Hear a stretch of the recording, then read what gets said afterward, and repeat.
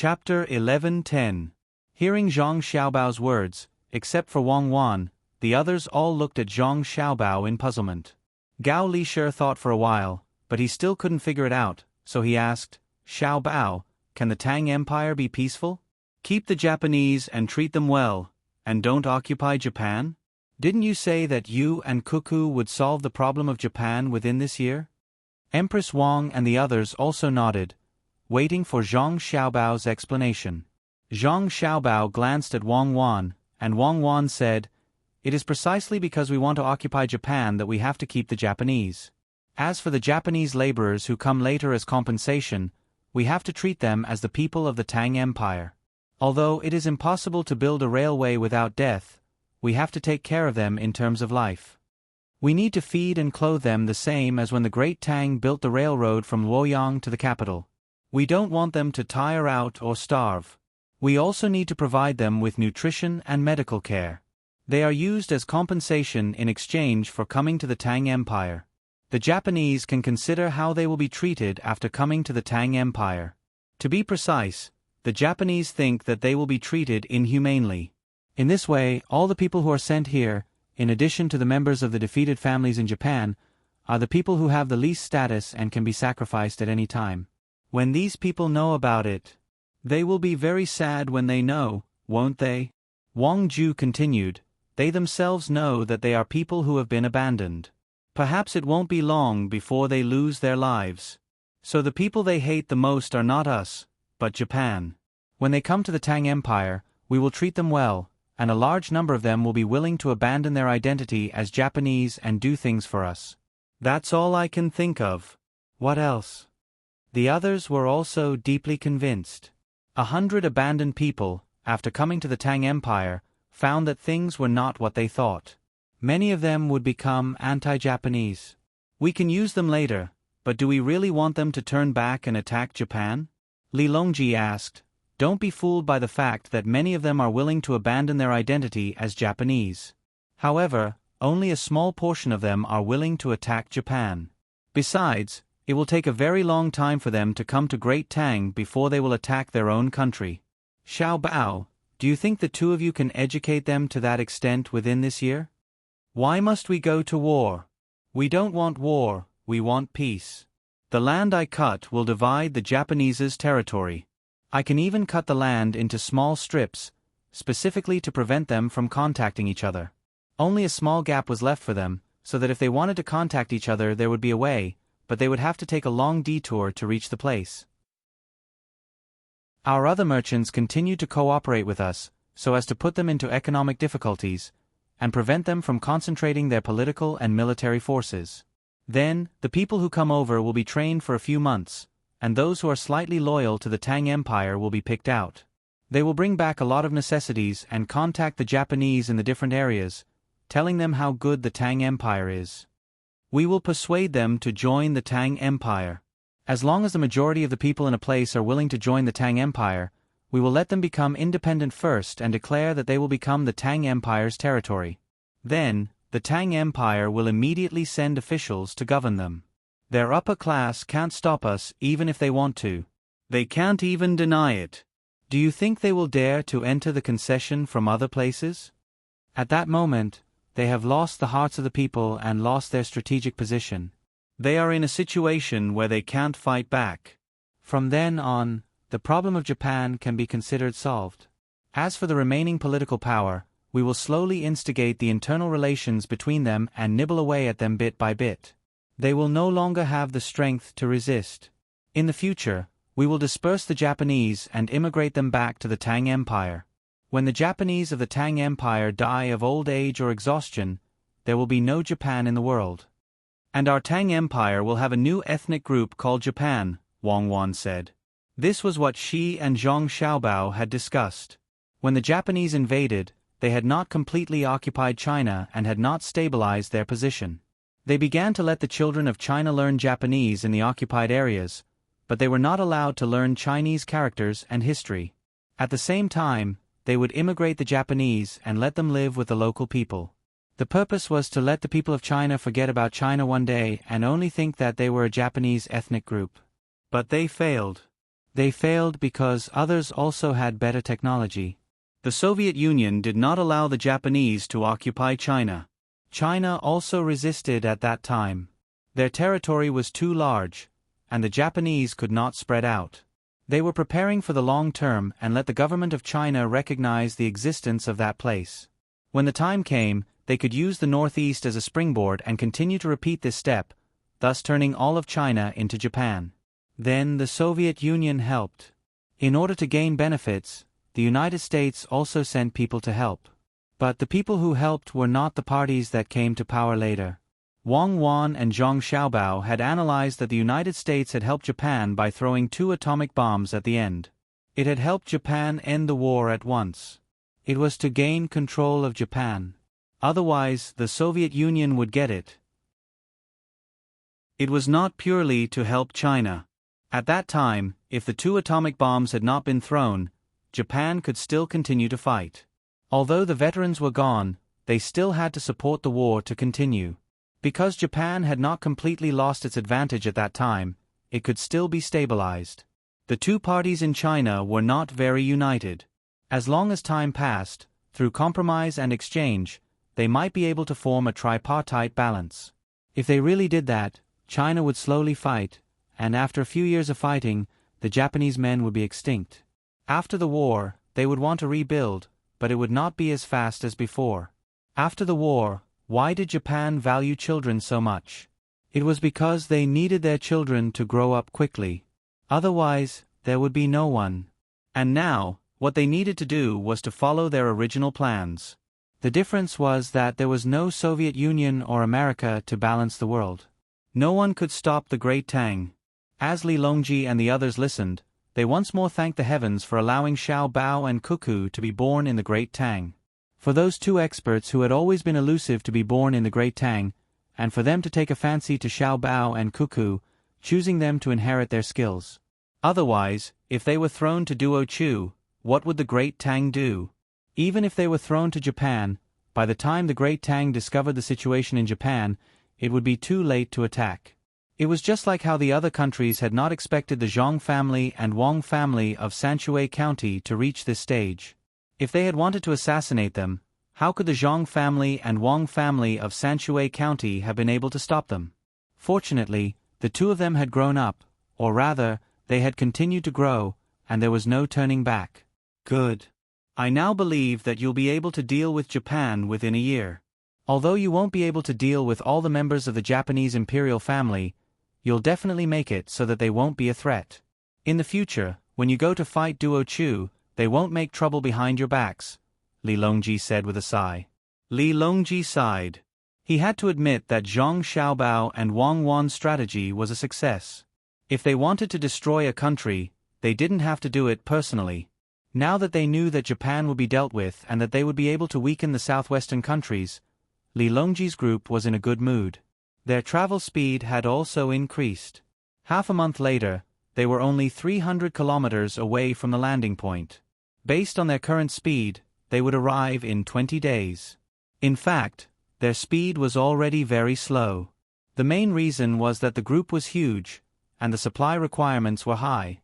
Later on, they had to constantly transport supplies. The further the journey, the longer the delay. At the same time, they also had to build roads. Occasionally, they would have to stop. Zhang Xiaobao and Wang Wan also observed the local situation and provided several ideas for the local people to choose from. Some were related to farming, some were related to raising animals, and some were related to handicrafts. In any case, they were trying their best to increase the income of the local people. Fruits and other local specialties could also be transported to the outside world to be sold through the roads that were built. When they provided things to the people outside, they could also buy the things they needed from the outside world. Sometimes, Li Longji would also help to come up with ideas. Then, he would sigh and wonder why the local people were so stupid that they did not think about it themselves. Zhang Xiaobao and Wang Wan did not explain to Li Longji. Even in their time, the people in remote places also stuck to their original way of life, let alone now. Li Longji seemed to be smart now because he had been with the 2 of them for a long time. Otherwise, he would not have been able to come up with ideas in the past. There was still no news from Tokishita Junichiro in Japan. Perhaps, he had not reached his destination yet and was still drifting at sea. However, the Jiang Wang clan duo had left Hangzhou long ago. They brought along Hangzhou's specialties and the group as they traveled along the coast toward Luzhou. Their speed was relatively faster than those who traveled on land. If they did not have to take a detour at sea, they could have reached their destination a few days earlier.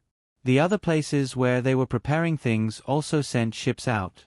There was no need to follow the Jiang Wang clan's ship. Before the group left Luzhou, they just needed to send everything to them. Apart from the Jiang Wang clan's gifts, there were also gifts for Little Bei and the others.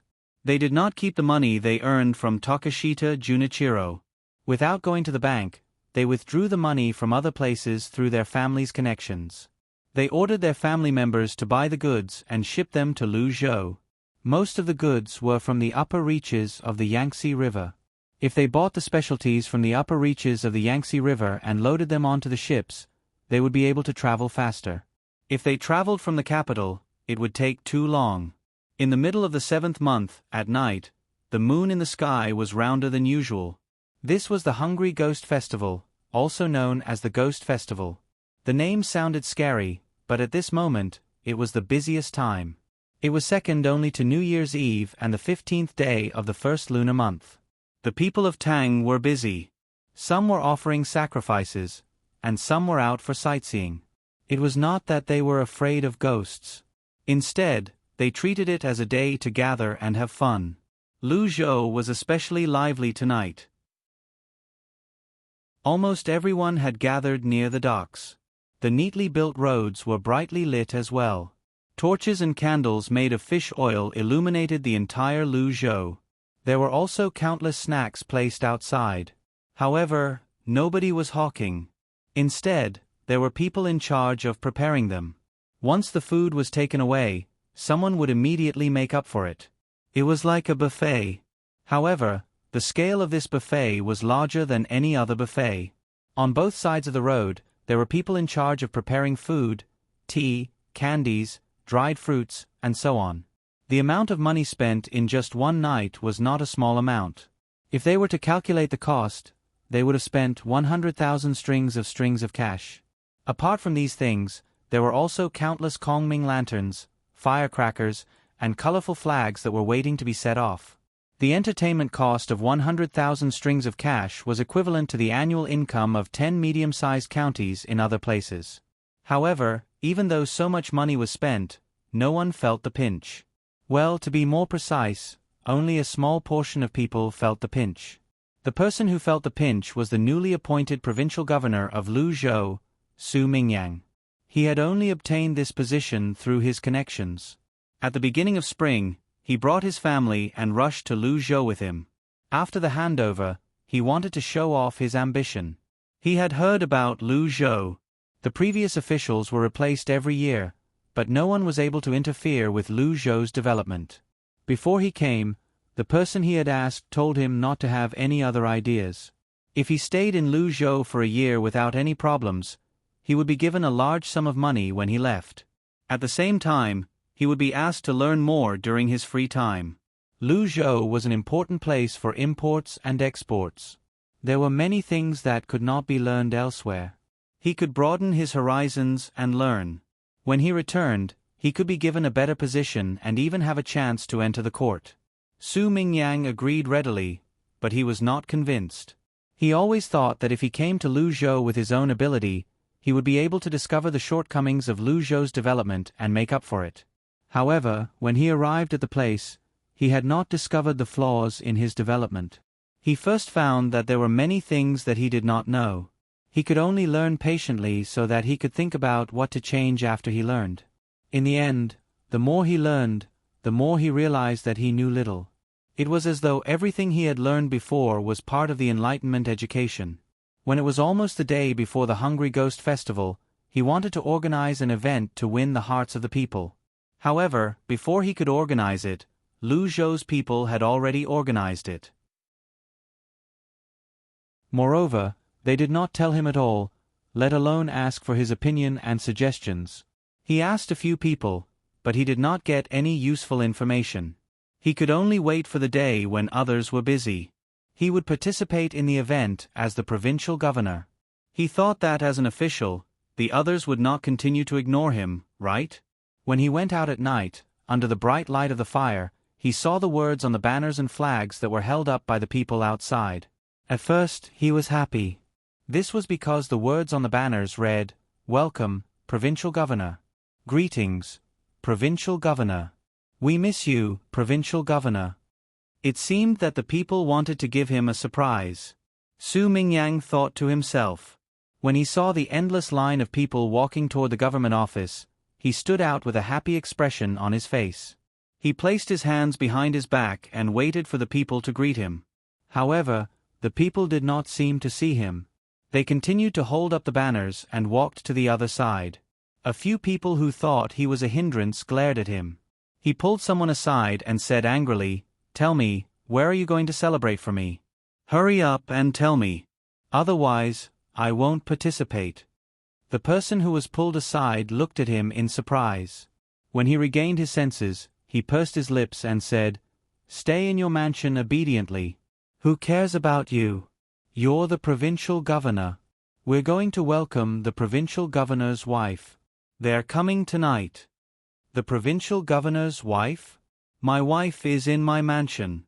Why don't I know where she went?" Su Mingyang continued to hold on to the person and refused to let go. "What kind of provincial governor are you? In Luzhou, there's only one provincial governor, and that's Provincial Governor Zhang Zhong. The provincial governor's wife is coming by boat. We're going to welcome her. Let me tell you, don't cause trouble. Otherwise, I'll teach you a lesson. Be obedient. Let go of my hand." As the person spoke, he struggled to break free from Su Mingyang's hand. A happy expression returned to his face as he walked toward the docks with the others. "Why am I not the provincial governor? Why am I not the provincial governor? I'll go as well. I want to ask Zhang Zhong's wife in person if I'm the provincial governor of Luzhou," Su Mingyang said angrily. As expected, he followed the group to the docks. Chapter 11:11. As for Su Mingyang following them, many people in the group heading to the pier saw him, but they didn't do anything. They did not say that Su Mingyang was not allowed to go over, nor did they welcome him. They were all wondering if they could get close to the madam of the Zhang family and say a few words when they saw her. There was still quite a distance between the state capital and the pier. It was not yet midnight, only a quarter to the afternoon. There were still 40 minutes to go. Based on their current speed, they would reach the pier by the time it was morning, and they would need to walk for 3 hours. It would be much faster if they took a carriage. However, there were also many people heading to the pier. People from various counties in the state were gathering at the pier. Even if they did not have to work tomorrow, they still wanted to welcome them. Some old people who could not walk asked their children to push their carriages to the pier. They were a minority. Most of the old people were staying in the nursing home in the state capital. They were given special treatment and rode on carriages at the back of the group. The more Su Mingyang walked, the more jealous he became. With the help of the torches by the side of the road, he could clearly see the heartfelt smiles on many people's faces. The children were also jumping forward. From time to time, a few children would play around with the adults. It was truly a festive atmosphere. However, this atmosphere had nothing to do with Su Mingyang. When other places celebrated the Hungry Ghost Festival, there would also be activities organized by various places. Some were organized by the people themselves, and some were organized by the government. Regardless of which, when the local officials went out, they would definitely be supported by the local upper class. Even the rich would have to greet the officials first if they wanted to bring their old and young to play. Luzhou's Hungry Ghost Festival was lively, and it was even more lively than the one in the capital. However, it seemed to have nothing to do with him. He was a dignified official, and yet, he was deliberately forgotten. The more lively the streets were, the more lonely he felt. "I don't believe that you, Zhang Chaoer, dare not admit that I'm Luzhou's provincial governor when I'm questioned. The people are ignoring me, and you, Zhang Chaoer, are not sensible? I'd like to ask who's in charge of Luzhou. Unruly people, a bunch of unruly people. I'll make you admit my position in front of Zhang Chaoer. Su Mingyang secretly made a decision, intending to use the Zhang Wangshi to stabilize his position. With all kinds of hatred in his heart, he seemed to have forgotten about his fatigue as he walked. Su Mingyang, who usually did not train, actually followed Lu Zhou's group for 3 hours and arrived at Lu Zhou's pier. He looked at the brightly lit water surface as he waited for the arrival of the Jiang Wang clan. At the port, all the large ships were gone. They were either arranged outside or hiding in the upper reaches of the river to make way for the fleet that was about to arrive. The river was almost full of small boats, and each boat had a string of lanterns hanging on it. There were also all kinds of petals that Su Mingyang couldn't name floating on the water. There were pink, red, white, and even blue flowers.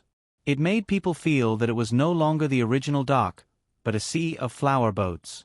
As the sea breeze blew, there seemed to be a faint fragrance of flowers, accompanied by the shadows of the coconut forest and kapok trees. The people who had rushed over had already gathered in groups of 3 to 5, whispering to each other. There were also people in charge of delivering all kinds of food to the people who were resting on the ground. There were local dried fruits, all kinds of dried fish, shrimps, kelp slices, and seaweed. Every once in a while, there would be a place with fewer people around. There were people in charge of boiling water for the people who came over to drink.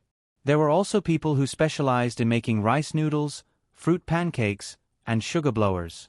Su Mingyang felt hungry when he smelled the fruit pancakes. He was too busy being angry earlier that he forgot to eat dinner. He was mainly waiting for others to celebrate the Hungry Ghost Festival with him before eating. He felt around in his sleeve pocket. Fortunately, he brought some money. The fruit pancakes cost 2 copper coins each. There were eggs and fruits in them. Since it was by the sea, they even added sea hares and other things. It was very unique. Su Mingyang took out 2 copper coins and walked up to a cart selling fruit pancakes. He lowered his head and handed the pancakes over. He said, "Give me one. Put more chopped green onions, put more sweet sauce, and make it more salty." The person guarding the stall swiftly gave one to Su Mingyang. When he turned around and handed it over, he did not take the money and said, "I don't want money. I'm working for free today. Everyone else's food is free as well. How can I take money from you? It doesn't make much difference. Eat. You'll have the strength to wait for Madame Zhang when you're full." Su Mingyang was jealous again. F***ck. Madame Zhang isn't here yet, but someone is already working for free. What fruit pancakes? They don't taste good at all. After taking a bite, Su Mingyang cursed resentfully in his heart. He put the 2 coins away and saved money. In truth, Su Mingyang did not spend any money when he ate outside. He had set a rule that he was responsible for giving a sum of money to Provincial Governor Lu Zhou and his family members. Whenever they came out, no matter what they bought or ate, they would not be charged. The seller would reimburse them when the time came. He was afraid that they would recognize him, so he took out the money. In the end, he still enjoyed the same treatment without revealing his identity. However, this was not the treatment he wanted. Although there was a small bridge over a flowing stream, an artesian well, a pond, and birds chirping in the trees, and he did not have to worry about food and clothing, he always felt like someone was giving him alms. The most infuriating thing was that when he lived in the mansion, he felt that there was something wrong with it. He wanted to change it, but no one was allowed to do so. He had to keep it the way it was. It was indeed good. He did not know who designed it, but it was almost as if there was a scenery with every step. The problem was that the original scenery was built when Zhang Zhong lived in the mansion. If the local policy did not allow him to change it, could he not change his own house as well? Last month, he secretly changed the aisle. He changed the original straight path into a curved path. The section that just entered the mansion was about 30 meters long. There was a back door. In the end, it was seen by the people who came to deliver the daily necessities. When they returned, they told others. Then, on the afternoon of the second day, a group of people gathered outside the mansion with tools in their hands. They said that they were helping him fix the path. They said that the original path was good and that it was easy to step in the mud when walking. There was mud in other parts of the path. That was because he had just finished fixing the path and did not have time to plant flowers or lay stones around it. As a result, he watched helplessly as the path that his family had worked so hard to fix was changed back by the people. Zhong had been gone for so many years. Why was the courtyard not allowed to be touched? The more Su Mingyang thought about it, the angrier he became. He bit down on the pancake as if he had bitten all the hateful people to death. When he finished eating, he felt that he had put too much sauce and was thirsty. He turned around and asked for water to drink. At the same time, he looked for the toilets at the dock, afraid that he would not be able to squeeze in. Just like that, he waited for about half an hour. From afar, a small boat with a lantern was rowing like an arrow. The people on the boat shouted at the top of their lungs, "They're here. Madame Zhang and Madame Wang are here. They're in formation outside and will enter the harbor soon. Quick, those who are sitting, get up." After the shout, Su Mingyang found that the people sitting beside him had all stood up and stood in an orderly manner. No one squeezed forward like an army. Others did not squeeze, but he squeezed. He wanted to wait for Jiang Wang clan to get off the boat and ask her properly. Under the unhappy stares of others, Su Mingyang squeezed to the front. To be precise, he was in the second row. He did not dare to squeeze in the first row as it was too obvious. This was because there was a group of children of about the same height standing in the first row. Each child was holding a bouquet of flowers in their hands. It looked like they were going to present flowers. They only know how to go through the motions. What is there to present? The flowers can't be eaten or drunk. Oh, are you setting up a formation? Are you tired? While Su Mingyang was criticizing the arrangement of children presenting flowers, he saw the small boats rowing on the water surface. He also did the same. He saw that the small boats on the water surface seemed to have been trained. They were rowing in a very orderly manner. As they rowed, the small boats that were originally floating on the water formed 4 large circles and moved to the side to make way for the main waterway. As the waterway opened up, the silhouette of a large ship appeared in front of them. The large ship was also lit up by flames. It was brighter than the light from the lanterns. It was obvious that the ship was powered by electricity. It was also colorless and reflected the fluttering flags. Here it comes, here it comes. Su Mingyang took a deep breath.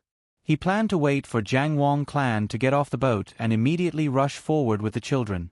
He wanted to catch Jiang Wang clan and ask her about it. He took a deep breath and slowly exhaled.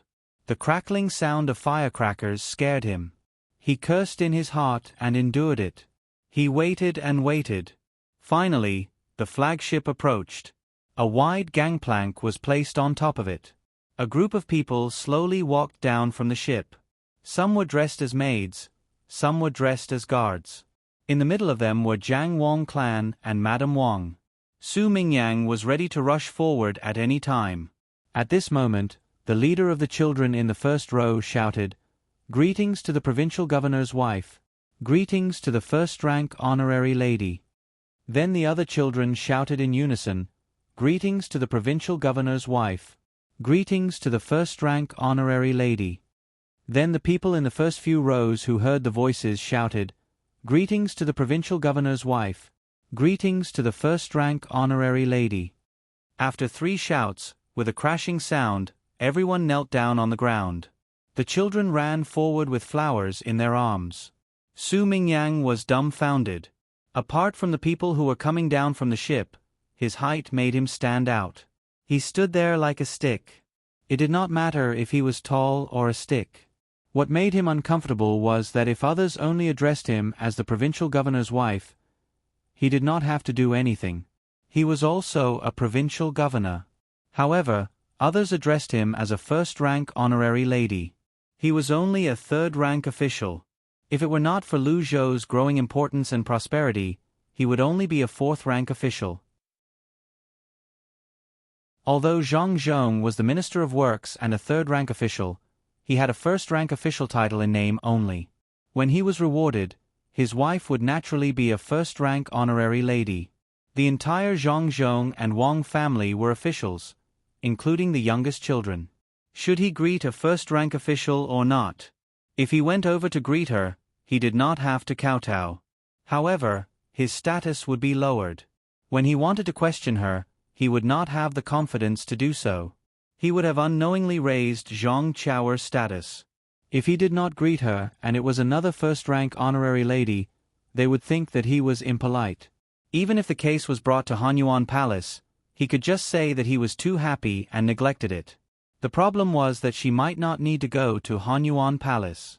Her children were rushing over by land, and he did not know when they would arrive. At that time, there would be no need for her eldest son, Zhang Xiaobao, to do anything. The 9 little fellows together would be the inspector of Great Tang. If he offended their mother, she would directly accuse him.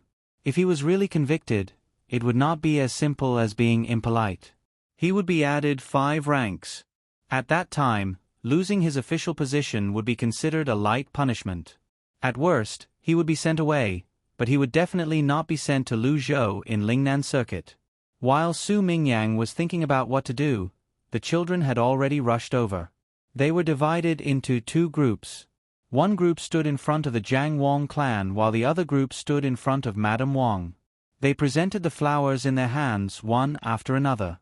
When they received the order from the adults, they gave their blessings to the adults and the children in their bellies.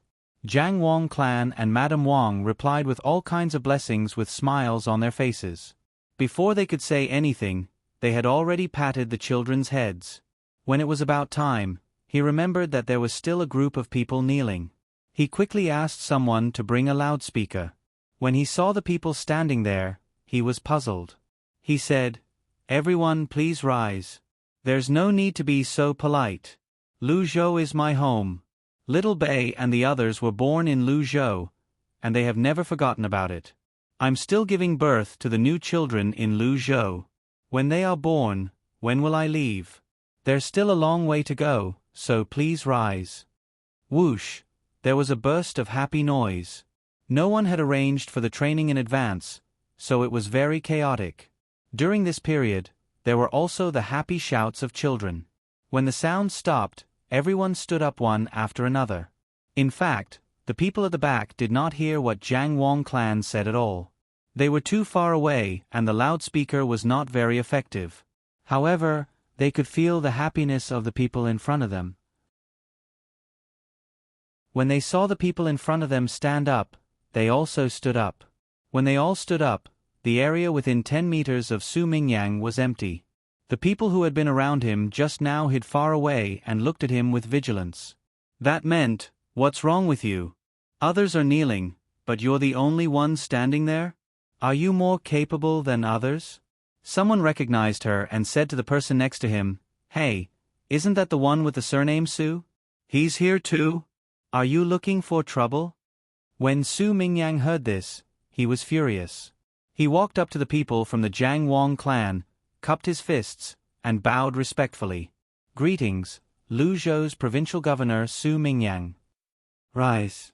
You've worked hard, Provincial Governor Lu," Jiang Wang clan said to Su Mingyang on behalf of the 2 people. She thought Su Mingyang had also participated in the welcoming ceremony. Although it was a waste of money and manpower, since he was here, she could not reprimand him. Besides, it did not matter if he was delayed for a day. After Su Mingyang bowed, he regretted it.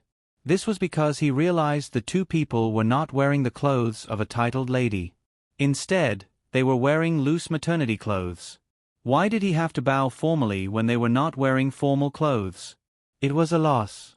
However, since he had already bowed, he could not expect the other party to spit it back to him. It was impossible. He paused for a moment and said, "Madame Zhang, there's something I don't understand. Please enlighten me. What's the matter? I usually don't care about other things. I'm just idling at home. I can't do anything if it's too difficult. When Xiao Bao comes, he might be able to answer it." Jiang Wang clan said politely. She thought Su Mingyang was asking about the construction of Luzhou. "There's no need for your young master to answer this. Madame Zhang, you can answer it yourself. I'd like to ask if I'm the provincial governor of Luzhou. Can I exercise the authority of the provincial governor? Please enlighten me.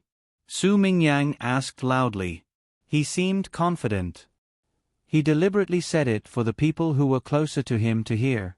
When Zhang Wangshe heard this, she immediately understood that the other party felt that it was very leisurely to stay in Luzhou. She could not stand it any more and came to question her. She wanted to use her mouth to get the right to speak. She was also not convinced by her family. The little bit of goodwill she had toward Su Mingyang disappeared immediately. Luzhou was an important place to Xiao Bao and Cuckoo.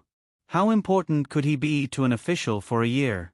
She said calmly, Lord Su, don't you know if you're the provincial governor of Luzhou? Are you here for a vacation? His Majesty will be here soon. I'll tell His Majesty what you said. His Majesty will tell you what your position is and whether you can exercise the authority. Men, send Lord Su out. After she finished speaking, Jiang Wang clan ignored Su Mingyang and walked down the pier. Naturally, someone came over to ask Su Mingyang to stay away from her. He did not want to do anything that might endanger Madame Zhang. Su Mingyang was stunned again. He did not expect the Jiang Wang clan to be so difficult to deal with. Moreover, her counterattack was so sharp. It was over. If she really told His Majesty, his position as provincial governor would be gone. There was an example of the provincial governor of Luzhou being dealt with in the past. What should he do? With anxiety in his heart, Su Mingyang suddenly thought of an idea. He didn't care how effective it would be. He shouted, Madame Zhang, this official was drunk. Just now, I may have spoken nonsense. Please forgive me. This time, he did not dare to call himself this official. He changed it to this official, which meant that he was apologizing and looking for an excuse. The Jiang Wang clan did not bother to respond to him. She knew that it was useless to say anything. What Su Mingyang said earlier had been heard by the people of Luzhou. It would not take long for the news to spread. When her children arrived, the emperor would definitely come out to visit them incognito. If he asked any of the people, how could the people not complain? It's too late. He spoke so loudly just now. What was he thinking? It's useless to say that he was drunk now. Sigh, why bother? With that thought in mind, the Jiang Wang clan looked around. She was looking for a carriage. Her belly was big. It was impossible for her to walk to her own restaurant. The restaurant here was the signature restaurant of Sea Cloud Inn. She and Madame Wang needed a stable carriage. The kind with shock absorbers under the carriage. After looking around, she did not see any carriage. She was puzzled. Could it be that the local family members were less capable because they were far away from the main family? While she was thinking, the crowd in front of her suddenly moved aside. 16 people stood out from the crowd. There were wooden rafts under their feet.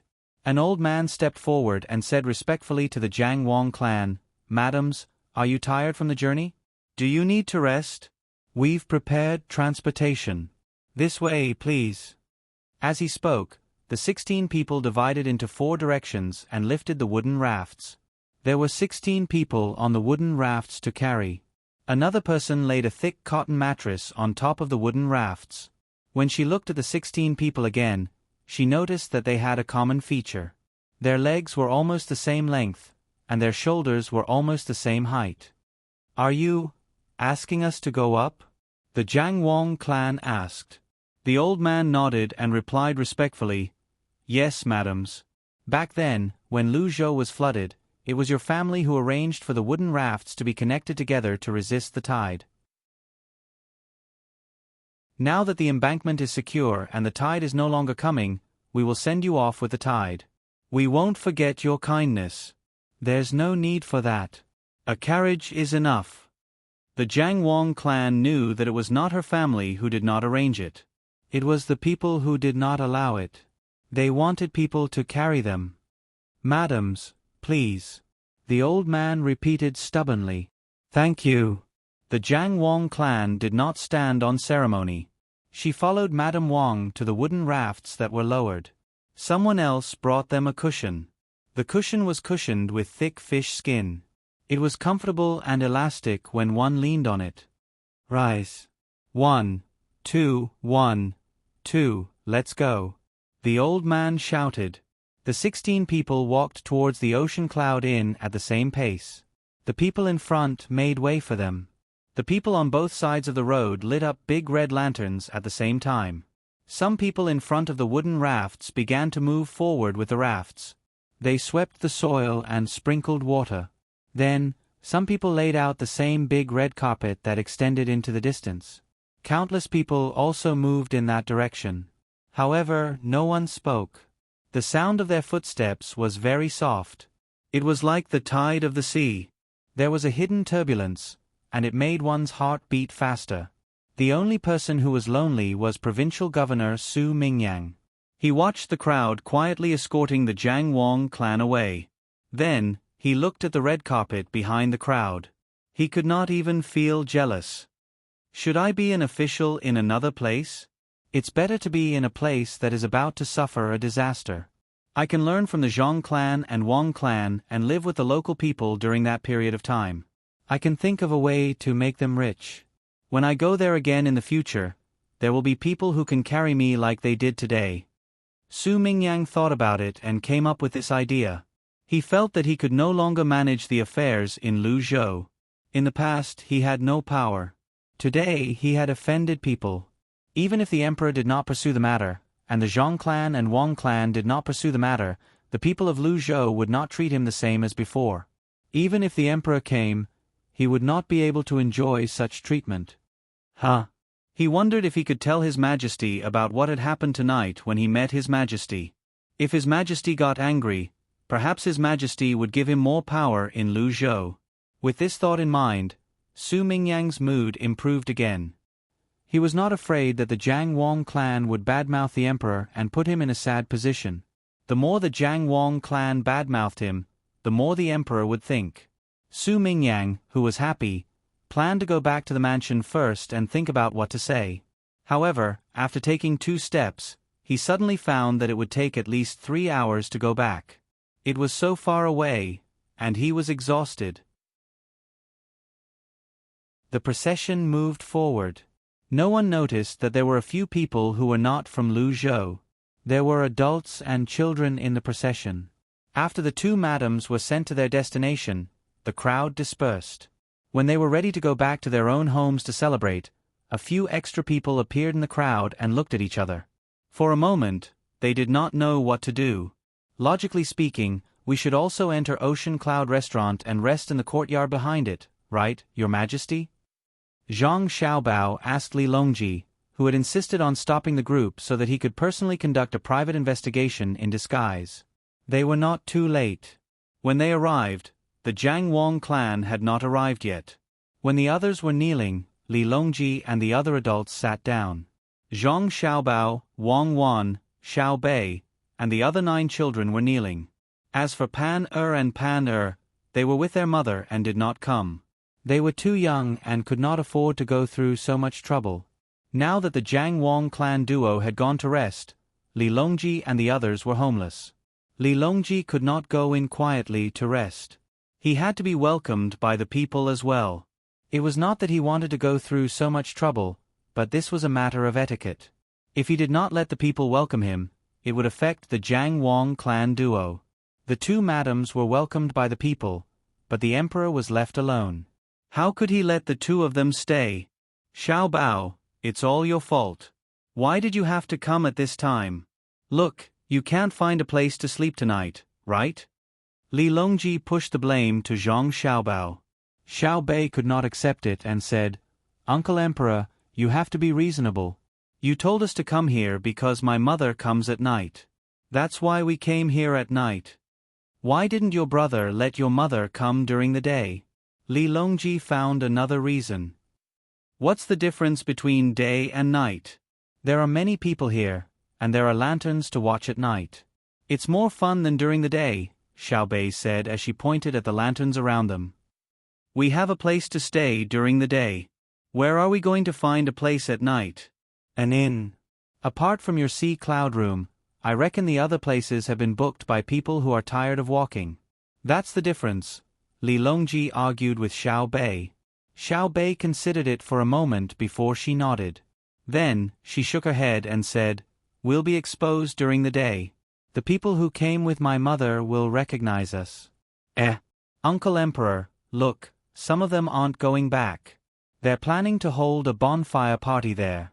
Unfortunately, they only set off firecrackers for a while. If they keep playing, it'll be like the New Year. If they keep playing, they'll scare our mother. Stupid, little Yuan chimed in. You're the stupid one. Can't they play further away? Let's join in the fun. We'll meet back tomorrow morning. It's too late. I'm tired from walking. I can't go back now. Xiao Bei was eager to join in the fun as well. Li Longji turned to look at Zhang Xiaobao and said, "Xiaobao Lu Zhou, don't tell me you only care about your family's well-being and didn't prepare an estate for me? Do you really think Lu Zhou belongs to your family and want to be independent? Back then, you promised me that you'd build an estate for me in various places in Great Tang. I'll use it when I'm traveling and when I'm not traveling. I'm sure you've already built an estate in other places. If Lu Zhou doesn't have one, doesn't that mean Lu Zhou isn't under Great Tang's jurisdiction? Is that why it doesn't conflict with your promise to me? Don't accuse me. How can there not be an estate when there's one? One is 25 miles away from here, and the other is in the 100,000 mountains. Which one do you think is more suitable now?" Zhang Xiaobao asked Li Longji. Li Longji was puzzled. "Why is it so far away? This is the center of Lu Zhou, so it should be here." "Oh, I get it. The land at the docks is expensive. Can you find a cheaper place to answer me? When did the docks become the center? Your estate isn't too far away from the provincial capital. The provincial capital is the center, all right?" Zhang Xiaobao gestured a few times to prove that he was not wrong. Realization dawned on Li Longji. That's right. The provincial capital is the center. In that case, I'll just wait by the bonfire for a night. Li Longji did not want to leave anymore. Even if he had the money, he could not afford a ride. At this moment, those who stayed behind to wait by the bonfire had long disappeared. The group of 14 people walked over to a bonfire that looked relatively large. The 14 people were Little Bei, Zhang Xiaobao, Wang Wan, Gao Lishir, Wang Ju, and Li Longji. They did not bring any other bodyguards. Initially, Gao Lishir planned to bring a group of bodyguards, but Li Longji disagreed. If they brought too many people, they would easily be exposed. Moreover, this was Zhang Xiaobao's turf. There was no need for them to worry. If this were any other place, they might be worried that the locals would be bribed. However, this was impossible in Lu Zhou, especially since they were mountain tribesmen. For the other officials, mountain tribesmen were the most difficult to deal with. However, for the Zhang Xiaobao and Wang family, the mountain tribesmen were loyal supporters of Lu Zhou. Mountain tribesmen were not like ordinary people. When the 14 of them arrived at the bonfire, there were already more than 20 people around it. Most of them did not plan to return at night. Some of them were probably here because their homes were far away, and some were here to join in the fun. Apart from the adults, there were 3 children as well. Perhaps, they had already prepared food when they arrived. There were fish and prawns from the sea and animals from the mountains. Everyone gathered around the bonfire. They chatted and laughed as they roasted the food. When they saw other people coming, they did not stand up. Instead, a few of them smiled and gestured for the newcomers to join them. The madams of the 2 families are here. Before long, Xiaobao and Cuckoo will be here as well. Little Bei and the others will be here as well. Lu Zhou is even livelier now. A person turned the food he was roasting and said to the others. His face was red from the light of the fire, and he looked very excited.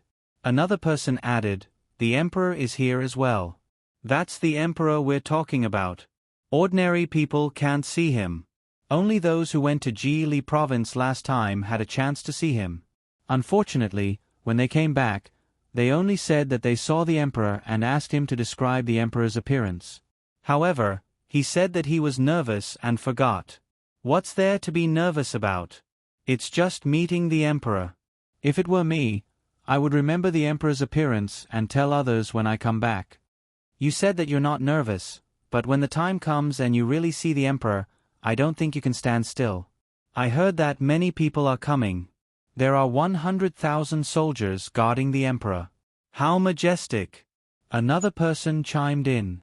It's 200,000 soldiers. How can 100,000 soldiers be enough when the emperor is traveling? The person who spoke first corrected him. When Little Bay heard that, he giggled. Kid, what are you laughing at? Do you think it's only 200,000 soldiers? If it's not enough, I think it's possible for them to send another 200,000 soldiers. Another person explained his judgment when he saw Little Bay laughing. Little Bay asked, how are we going to feed 200,000 soldiers? It's not like we're traveling by water. We're traveling by land. How many people are going to deliver food for 200,000 soldiers? If we only eat the game in the forest, it won't be enough for 200,000 people. How are we going to feed the villages along the way? Even if we eat all the people in the villages, many of the guards will starve to death. In my opinion, apart from the guards and the other people, 30,000 is more than enough. Who would dare to play tricks and intercept us midway? How many people can they send? If they want to beat 30,000 armed soldiers, even 100,000 soldiers won't be enough. Kid, don't talk nonsense if you don't know anything. 30,000 soldiers aren't impressive enough. Here, eat something to shut your mouth. One person gave Little Bay and the others a deer to fill their stomachs. When Little Bay saw that others were treating her like a child, she pouted unhappily. When she saw that the other party also had 3 children, she ignored the adults. She touched her backpack and went to talk to the 3 children. She brought candies and other things. Li Longji ate while smiling and listening to others talk. Some people brought wine as well. They gave 2 leather pouches to the people who came later to liven things up. Li Longji took a sip. To his surprise, it was strong wine. He swallowed a mouthful of meat and exhaled deeply. He said to the person who spoke first, His Majesty must be bored out of his mind. Xiao Bao and Cuckoo are here to visit their relatives. Why is he here as well?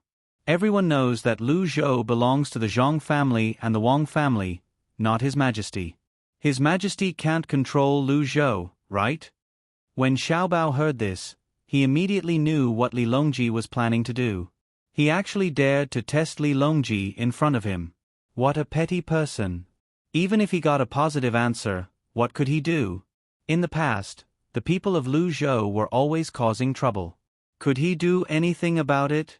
As expected, he had nothing better to do. In truth, Li Longji did not plan to do anything. He only wanted to see if the answer was the same as what he expected. He had a feeling that wherever the Zhong family and the Wang family went, the people only knew about the Zhong family and the Wang family. They did not care about him, the emperor. However, as soon as he finished speaking, the 20 or so people who were eating glared at him. One of them glared at him and said, What do you want? Let me tell you, Lu Zhou belongs to Great Tang. Are you a troublemaker from elsewhere? Are you trying to get us to help Xiao Bao and Cuckoo rebel? Tell me, where did you come from? That's right. Why haven't I seen you before?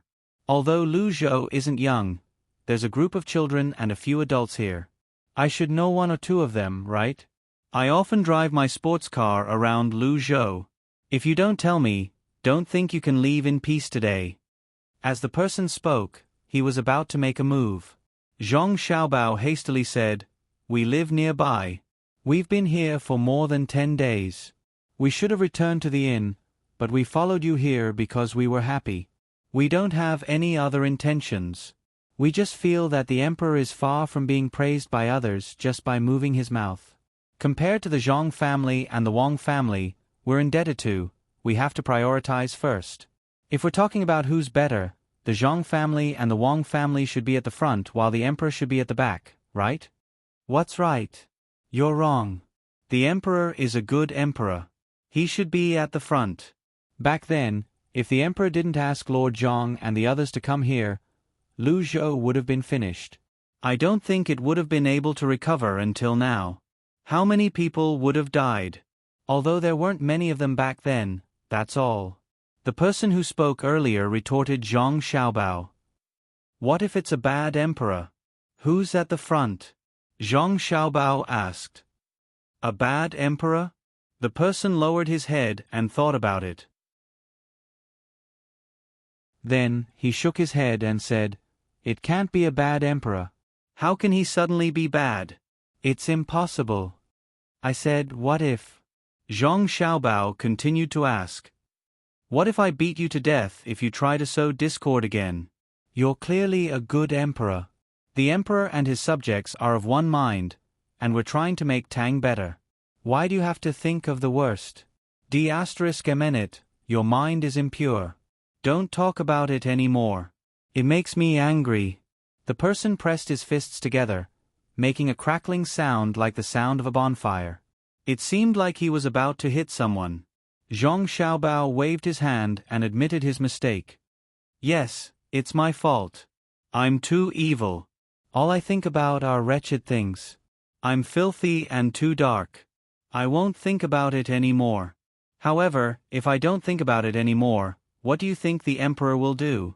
If he really trusts the Zhang family and the Wang family, why did he come to Lu Zhou personally? It's quite a distance to Lu Zhou from the capital. How many national affairs would he have delayed? My guess is that the emperor doesn't trust the Zhang family and the Wang family, especially Zhang Xiaobao and Wang Wan. They're too powerful. You're speaking nonsense again. The emperor is here for a vacation, all right? Oh no, he's here to see the construction of the railway. If he's really worried, he wouldn't be here with Xiaobao and Cuckoo. I say, what's wrong with you? Didn't you say you wouldn't talk about it? I even said I'll teach you a lesson. The person seemed to have regained his senses after a few words. He glared at Zhang Xiaobao as though this was his final warning. Zhang Xiaobao hastily waved his hand again. I apologize. I shouldn't have said that. It was a slip of the tongue. Is it true that those who say such things are bad people? Do they deserve a beating? He was the one who said it first. He said that the emperor can't control Lu Zhou and that his intentions are impure. As Zhang Xiaobao spoke, he pointed at Li Longji. As expected, the person who had spoken earlier shifted his gaze to Li Longji again. Li Longji glared at Zhang Xiaobao. He thought to himself, as expected, you're full of evil tricks. However, he quickly explained himself, I was just joking. If you're talking about Zhang Xiaobao and Wang, you're talking about Xiaobao and Cuckoo, not Zhang and Wang? Are you trying to stir up trouble? The way they address each other is sometimes right and sometimes wrong, yet they still want to sow discord. Do you want Xiaobao and Huan to fight with the emperor? Are you happy that you've messed up Tang? Tell me, where are you from before you came here? I'm telling you, I can tell at a glance whether you're telling the truth or not. The consequences of lying to me are severe. I'll give you a good beating first. Then, I'll hand you over to the Zhang family and Wang family's branches here. The person who had spoken earlier clenched his fists so tightly that his knuckles cracked. It was clear that he was prepared to draw his sword at any moment. To tell you the truth, we're from the capital. We're here to buy some things and sell them when we get back. We'll make more money by selling them. Tell me, what benefits do you think the emperor can bring to Lu Zhou? Li Longji tried his best to sound like he was from the capital to prove his identity. Benefits? Why are you always thinking about such nonsense? What benefits does Lu Zhou need? Since the emperor is here, we should be the ones giving him benefits. Only people from places with no abilities would expect benefits from others. If the emperor is here, it'll be a great benefit for me if he can ride in my carriage. In the future, when I meet other people, I can tell them that the emperor has ridden in my carriage. Even if it's someone from the Zhang family and Wang family, it'll be fine. If we're talking about benefits, the emperor might be able to give us benefits. In the past, when the emperor went to other places, he would usually reduce the rent. I just hope the emperor can come and write a few words. There's no need to reduce or exempt the rent. We, the people of Luzhou, have hands and feet, and we've earned a lot of money. We can pay more taxes to the court. Only when the court has money can they build guns and cannons to fight the bad guys. The person said with yearning. When he was happy, he would even chuckle twice. Li Longji was happy as well.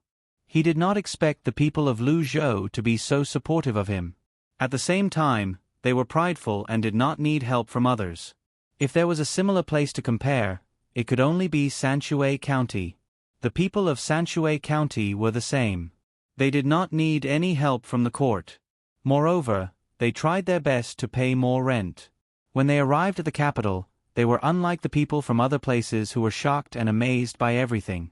The people of Sanshui County acted as though they owned the capital. The people who lived in the capital did not dare to look down on the people of Sanshui County. After all, the people of Sanshui County were too famous. Let's drink. Li Longji raised the leather pouch in his hand and gestured to the person. They drank a mouthful of wine at the same time. Then, he wiped his mouth with his hand and said, "Guns and cannons to fight the bad guys? Does our Luzhou need to fight the bad guys as well? Luzhou shouldn't be a bad guy. I'm not a bad guy as well. I was just testing you earlier." You're testing us? We don't need to be tested by others. We'll test ourselves with our own conscience. We know who's good and who's bad. If you're talking about bad guys, there are. Last month, the gunships were deployed to fight them. First, the gunships stationed at the lighthouse opened fire. In the end, there were too many of them. They surrounded the lighthouse and didn't dare to get close. Later on, the gunships were deployed and sunk all of them. The person waved his fist as though he was the one who sunk the ships and not the gunships. Is that so? Why didn't I know about it? When Li Longji heard this, he turned to look at Zhang Xiaobao who was munching on a deer leg. Zhang Xiaobao nodded vigorously. After swallowing the meat in his mouth, he drank another mouthful of wine to smooth out his thoughts. Then he said, "Yes, it's a group of tribes and small countries in the southwest. To be honest, we can't blame them. Our ships are good. They're specially built to work together to fish. Since the lighthouse was built, our ships had to go there as well. There's no rule about who's in charge of the sea. Most of the time, it's fine as long as we don't get too close to the shore. Moreover, our fishing tools are slightly more advanced. For example, we use Ganzi lanterns to light up the night. They can only use oil lamps. The difference between the two of us is huge. Most importantly, we don't allow them to go up to the lighthouse. It's not easy for them to go out to the sea. When they reach the lighthouse, they'll have to go back when they're almost done with their food. Our people pack up their things when they go and put them in the nearest lighthouse. When they run out of food on the ships, they go to the lighthouse to ask for food, including fresh water. After comparing with each other, they feel that our things are better and wanted to buy them. They even discussed with the lighthouse, saying that they'll also store their things, especially fresh water. However, that's obviously impossible. If they really get used to it, we won't even know when they'll take over the lighthouse. So, they banded together to bully our fishing ships. When the fishing ships saw that they had a lot of people, they went to the lighthouse. The lighthouse sent people with guns to protect the fishing ships. There was often bloodshed. Later on, they were forced into a corner, so they sent a larger group to the lighthouse to cause trouble. The gunships were dispatched and fired. They didn't remember how many times they did it. In any case, there was constant friction, and they kept getting the short end of the stick. Otherwise, why would they go and cause trouble for us? There's no reason to talk about a weak country. After Zhang Xiaobao finished speaking, he looked like he couldn't care less. He lowered his head and continued to eat the deer leg.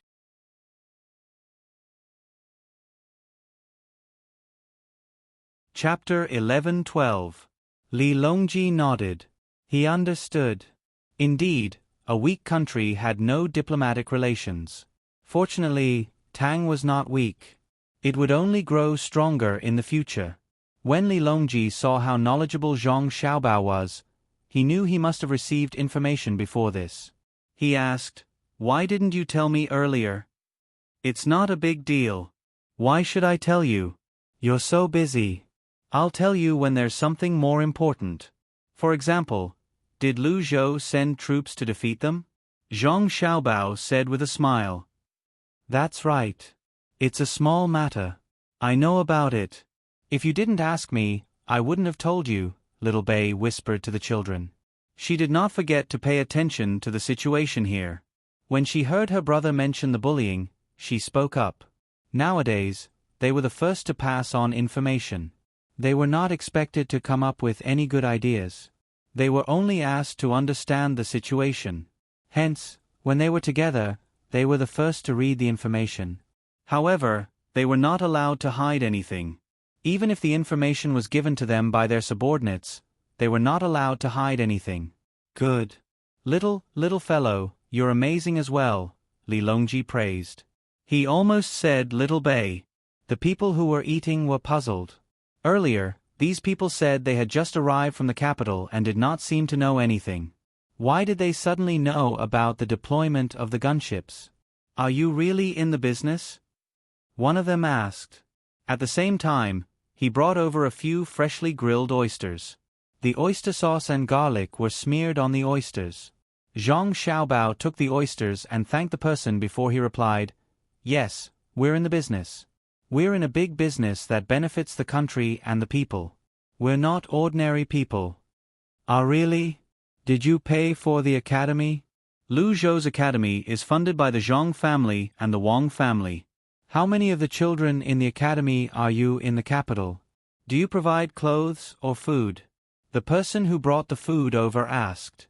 It seemed like only merchants who helped the academy were good merchants. Li Longji thought about it for a moment before he shook his head and said, I'm ashamed to say that I didn't provide any financial help to any of the academies. I didn't help the small academies, but I did help the big academies.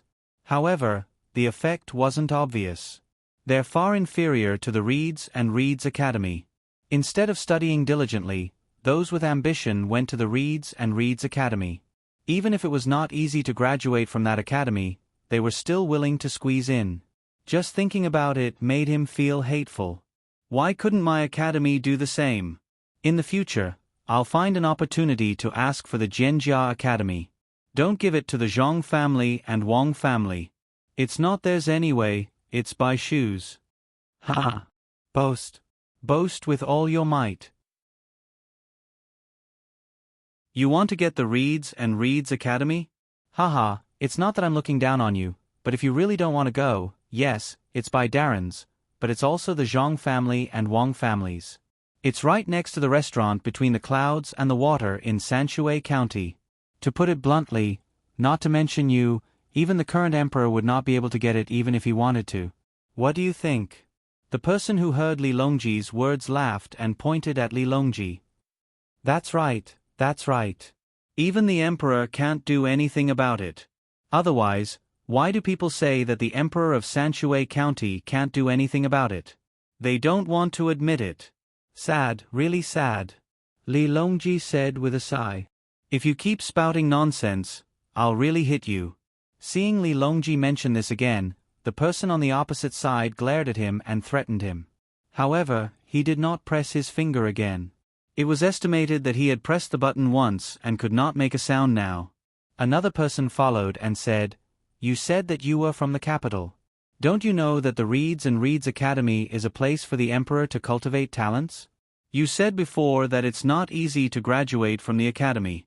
But why don't you say that once you graduate from the academy, you can immediately be arranged to be a capable official in charge of a region? Yes, it's for the emperor to cultivate. That's awesome. The Reeds and Reeds Academy is awesome. Those who come to take the imperial examination don't need to cheat. They rely on their true abilities and won't fail the examination. Moreover, it's more convenient for them to be arranged than other people in the examination. He can be assigned to any position he wants, unlike some people who were ranked at the top during the examinations, but when it came to the specifics of being a local official, they were clueless. This year's top scorer is Zhang Xiaobao, and the fall quarter examinations are coming soon. We still don't know who it will be. Hopefully, There will be someone more impressive than Zhang Xiaobao, someone who can casually write songs. Li Longji deliberately said that. In fact, he was mocking Zhang Xiaobao. You could have just written a poem when you have nothing to do. Why did you have to spend so much effort to write songs? There are so many words. It's obvious that you're just making up the word count. There can't be a better top scorer than Xiao Bao, unless it's Xiao Bao's father, the provincial governor of Luzhou. Oh, he's now the Minister of Works in the imperial court. He and his father are both top scorers. When Xiao Bao's younger brothers and sisters grow up and take the imperial examination, there will be more top scorers. This is especially true for Little Yuan and Little Hai. One of them took the Jinshe examination while the other took the mathematics examination. The two of them took the first place in both examinations. That's great. One of the people chimed in as though he was the one who had the final say on who was the top scorer. Xiao Bei was distributing jelly to the 3 children. When he heard the person's words, he asked, "Can't Xiao Bei do it? If Xiao Bei studies hard, he can also be the top scorer, right?" "Yes, Xiao Bei can do it too. Xiao Bei is the cutest." The person who spoke earlier quickly praised Xiao Bei again. Xiao Bei narrowed his eyes in satisfaction as he chuckled. Li Longji accompanied the other party and chatted with them. As they chatted, the sky started to brighten. Thinking that his team should be arriving soon, Li Longji discussed with the person who said he had a car, "Let's go. We're going to a place in a while. It's very far away. It's fine for adults to walk there, but there are 9 children. Can you give us a ride? We can discuss the price, but can your car fit all 9 children?" "A car? 9 of them? You have a good number of children." "9. Xiao Bei and the others also have 9 people. There are also 5 girls and 4 boys. All of them are good-looking. If someone doesn't know better, they'll believe you if you say they're 9 patrol inspectors, right?" The person who said he had a car asked someone else. Someone else immediately agreed. Then, they decided to accompany the group of people. There were more than 20 people who had a car. There were 2 other people who had a car. There were 3 cars, so it was definitely not a problem to carry 9 children. Usually, a car would carry at least 4 people. Even if there were 9 more children, it would still be able to carry them. They could bring the other 3 children along with them. As for the money, they did not ask for it. Today was a good day, and they did not lack a day's pay. Everyone was happy together. After the children got into the car, Zhang Xiaobao pointed in the north and said, "Head north." Some of them were local, so they naturally bade farewell to the others. Apart from those who also lived in the north, the others also rushed back to their homes. They wanted to have a good rest. When the emperor arrived, they would have to welcome him again. The carriage traveled on the paved road. Li Longji, who was here for the first time, could finally see more of the scenery during the day. The road before him, the books by the roadside, and the gardens behind the trees made him feel that Luzhou's situation was not inferior to that of the capital. In fact, the number of gardens in Luzhou surpassed the number of gardens in the capital. It was not a continuous stretch of forest. Instead, it was a garden formed behind a few rows of trees. At the same time, there were small paths that led to various places. There were many man-made canals as well. The canals gurgled with water. If he did not know this was Luzhou, he would have thought he was in a garden. Beautiful, truly beautiful. Living in Luzhou puts me in a good mood every day. Apart from the scenery in Sanshui County, I don't think there's anything else that's similar. Even the capital can't compare. Although there's a palace in the capital, and there are gardens and running water in the palace, it's not enough. It's much smaller than Luzhou's. Li Longji sighed emotionally as he walked along the road. Then he asked, "How much did it cost to cultivate such a beautiful scenery?" "It didn't cost much. Back then, during the rebuilding process after the flood, the layout was already done. Then, the trees were transplanted. The flower beds behind the trees were originally empty. The locals found it unsightly, so they moved the rocks from the sea to the shore when they had the time. When the Zhang and Wang families' business stewards saw that someone was consciously building a garden, they provided seeds that were suitable for growing plants in the garden. They also brought over tools that were handy and occasionally provided a meal for them. The locals slowly cultivated the garden day after day. Now, some of the flowers have withered. If you look closely, you'll see that even the withered flowers weren't picked up by the locals. Instead, they were piled up under the flower beds in the garden. They were waiting to be dried and used as fertilizer. Hence, the locals consciously protected Lu Zhou's environment. Even the youngest children wouldn't pluck the flowers. When they encountered insects, they would even take them down and trample them to death. Hence, the beauty of the garden isn't just its own beauty. Zhang Xiaobao explained the formation of the garden. Little brother, you know quite a lot. That's right. None of us in Lu Zhou plucked the flowers. When we pass by, we'll help those who were knocked down by the wind and rain. We want Lu Zhou's garden to be the largest and best in Tang. This is our home. If the flood destroyed it, we'll rebuild it. However, we're worried that we'll destroy our own home. If that happened, we'd lose our home even if the flood didn't come. Every one of us is meticulously taking care of every inch of land and every plant. We tell ourselves that it wasn't easy for us to have such a good life. We're also waiting for Governor Zhang to come and take a look. Unfortunately, Governor Zhang is still in the capital this year and isn't coming. However, it's good that the two madams, Xiao Bao, and the others are coming. I'm sure they'll be very happy when they see this. There's also the crocodile garden in the distance. We've built a bridge and guardrails above the swamp where the crocodiles live. The crocodiles can't go up and can only stay below. If you want to see the crocodiles, you can just stand on the bridge and watch. It's free. You don't have to spend any money. All the places are free, including the children's amusement park. It's the one with the huge maze. However, it costs money to feed the crocodiles. We'll use the money to repair the amusement park and the place where the crocodiles live.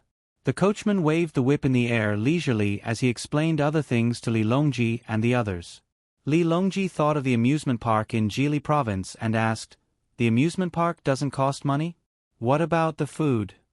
"No. Those who go to the amusement park are either local children or those who have the money to bring their children on a trip. Most of them are businessmen who do business and bring their children out to broaden their horizons. When they look at the goods, they'll hand their children over to the amusement park. The taxes they pay for the goods they buy will naturally help Lu Zhou. Since the local children won't accept money, their children won't accept money either. Unless they want to eat something that the amusement park doesn't prepare for them, they'll have to spend money to buy it. Our amusement park has a rule. If you want to buy something from the outside, you can't just buy food for your child. You have to buy food for as many children as there are in the amusement park. Otherwise, you're not allowed to send food into the amusement park. Even if your family is rich, don't think of making your child look more precious than the other children in the amusement park," the coachman said proudly. Li Longji remembered the same thing in Jili province. At that time, there was a provincial governor's child who wanted to cause trouble. In the end, Xiao Bei taught his father a lesson. However, Xiao Bei kept giving in to the child. In the end, the child insisted on mentioning his father. After that, it was over. Xiao Bei didn't teach the child a lesson. Instead, she taught the adult a lesson. That child was really stupid. In Xiao Bao's words, he was a child who cheated his father. When he thought of this, Li Longji laughed and said, "That's right. No matter what their status is in other places, as long as they're in a place with the same rules, they must treat the children as equals." Even Xiao Bei and the others never show off how rich they are in front of the other children, let alone those who are extremely rich. Once there's a distance between them while playing, they will lose a lot of good friends. Even if someone comes over to cheer them up, they're not sincere. If they lose the happiness they deserve, what's the point of playing? That's right. No one can compare to our families Xiao Bei and Xiao Yuan. The coachman was even more proud. Xiao Bei, who was in the carriage, heard the conversation outside and muttered, "Whose family do we belong to?" "We belong to everyone. You belong to my family. When we grow up, this is how our brothers and sisters will arrange it, Xiao Yuan told Xiao Bei. You belong to my family. You can be my son-in-law. Otherwise, I won't want you anymore. In the future, I won't even give you candy. Xiao Bei laughed as he said this. He felt that he was like other children who would only play with them if they gave them candy. The coachman didn't hear any movement in the carriage. When it was noon, the group stopped to rest and eat. After an hour, they continued on their journey. When it was dusk, the first one who couldn't walk was Wang Ju. Her eyes were looking forward, hoping to see a large group of people quickly so that they could escape from the sea of suffering. Li Longji and Gao Lishe were still able to persevere, but Zhang Xiaobao and Wang Wan didn't seem to be affected. Where exactly are you going? The coachman also noticed that Wang Ju was tired and asked in confusion. Just as he finished asking, many figures appeared in the distance. They looked densely packed. He was shocked. This is them. Ah, the emperor's group is here.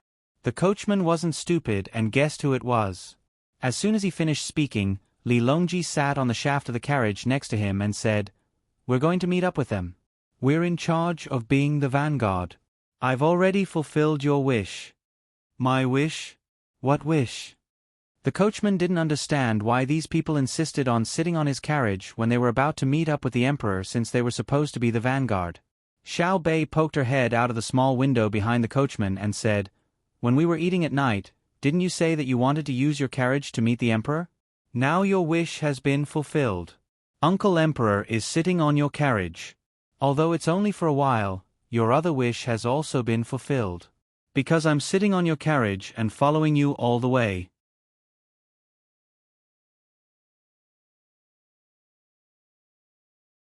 Chapter 11:13.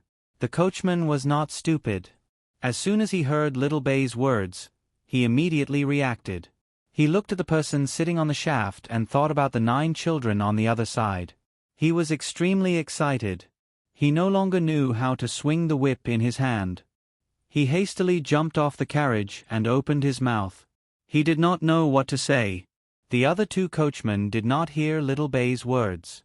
When they saw the person in front of them jumping off the carriage, they looked at him curiously, wondering why he had jumped off the carriage. After a few breaths, the coachman with Li Longji on the shaft knew what he had to do. He kneeled on the ground and kowtowed to Li Longji. Your Majesty, it's really you. Long live your Majesty. I told you, who would have such a bearing? Apart from the children of the Zhang family and the Wang family, no one else would have such a bearing. The coachman stopped and kowtowed. The horse pulling the carriage did not recognize the emperor and continued to move forward. Zhang Xiaobao hastily stopped the carriage. He said to the coachman who was kneeling about 10 meters behind him, Get up and drive the carriage. Yes, drive the carriage. His Majesty is in my carriage, and the children of the Zhang family and the Wang family are in my carriage as well. In the future, this carriage can no longer carry other people. I'll keep it. I'll buy a new carriage. Yes, I'll buy a new carriage and use a new carriage to carry people. I told you, who would have such a bearing? I told you. The coachman hastily got up and drove the carriage again. However, he did not continue to sit on the carriage. He looked as though he did not dare to sit with the emperor as he followed the carriage. He kept mumbling incoherently as he followed the carriage. The other 2 coachmen finally understood what was going on. They jumped off the carriage and followed the carriage excitedly. Just like the previous coachman, they kept mumbling as though it was contagious. Li Longji shook his head helplessly. He did not believe the coachman when he said he had such a bearing. If he really had such a bearing, why did he not recognize him earlier? If he was recognized, it meant that his disguise was too fake. He had not reached the level where he could infiltrate the common folk. Then, he looked at the other 2 coachmen and their carriages. He knew that the 3 carriages would be retired from today onward. Even the horses pulling the carriages would have to follow suit. He wanted to persuade them that it did not matter who sat in the carriage since it was not a waste of money. However, he remembered that this was Lu Zhou's territory. Lu Zhou's men were relatively wealthy. They did not mind spending a few horses and 3 carriages. Hence, he did not say anything.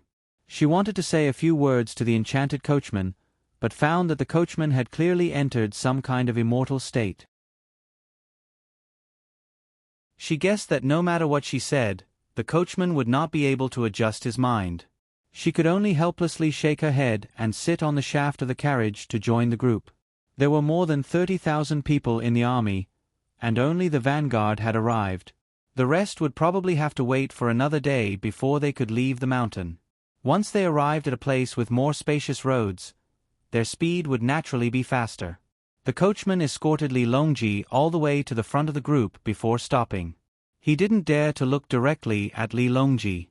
He glanced sideways at Li Longji from time to time before quickly lowering his head.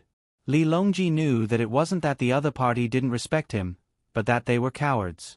It seemed that those who hadn't interacted much with him were all like this when they saw him, and there was one who was even more serious. The only ones who were particularly calm when they saw him were Xiao Bao and Cuckoo. They had never been nervous when they first saw him, and there was also Little Bei and the others. Li Longji knew that people were different from each other. He leaped down from the shaft of the carriage and said to the coachman, "Thank you for escorting me all the way here. I won't be paying for the ride. Tomorrow, I'll treat Lu Zhou's people to a meal. All of you should come as well." "Thank you, Your Majesty." "You don't have to pay for it. Even if you do, I don't want it. I'm willing to pull the carriage for free. In the future, whenever you want to ride in my carriage, I'll pull the carriage for free." The coachman was still nervous. He kept repeating the same words. "If I ride in your carriage in the future, won't I have to keep you at home and feed you? That's too high of a price. Men, reward me." Li Longji said to the coachman with a smile on his face. He instructed someone to deliver the reward. There was no money. It was all cloth and food. He couldn't let the other party pull the carriage for free. Then, he no longer bothered with the 3 coachmen. Naturally, someone would make the arrangements. Li Longji returned to the group. Under the service of the others, he changed into the emperor's clothes and began to rest.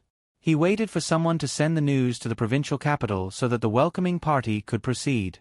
The 9 children took this opportunity to rest. They had been busy the entire night and did not sleep at all. They were very excited. When they sat in the carriage earlier, they only took a short nap. Now, they were even more sleepy. Zhang Xiaobao and Wang Wan found a place to sleep as well. Naturally, someone would send the news to the provincial capital. They would make 2 trips in between to inform them of the emperor's arrival. Last night, the people who had just finished welcoming the madams of the Zhang and Wang families were busy again when they heard the news of the emperor's arrival. Some of them were busy making banners, while others were busy thinking of what to shout. They did not care about the rules of the emperor's arrival. That day, Li Longji didn't continue on his way to the provincial capital. Instead, he waited. He waited for another night to give the person receiving him some time to prepare and rest. Only then did he sit in his carriage the next day and head for the provincial capital. Naturally, he was warmly welcomed by the people. It was no different from when they welcomed the 2 madams of the Zhang Wang clan. The only person who was different was Su Mingyang. Right now, he could not describe his feelings. He could not say whether it was anticipation, excitement, fear, or nervousness. When he welcomed the Zhang Wang clan the day before yesterday, the people did not care about him. It was a good hungry ghost festival, but he was very depressed. Today, the people called him to come together and pushed him to the front. The emperor's arrival was an official matter. The officials naturally had to follow the official rules. Su Mingyang was a provincial governor. Naturally, he had seen the emperor before. However, he had not seen him many times.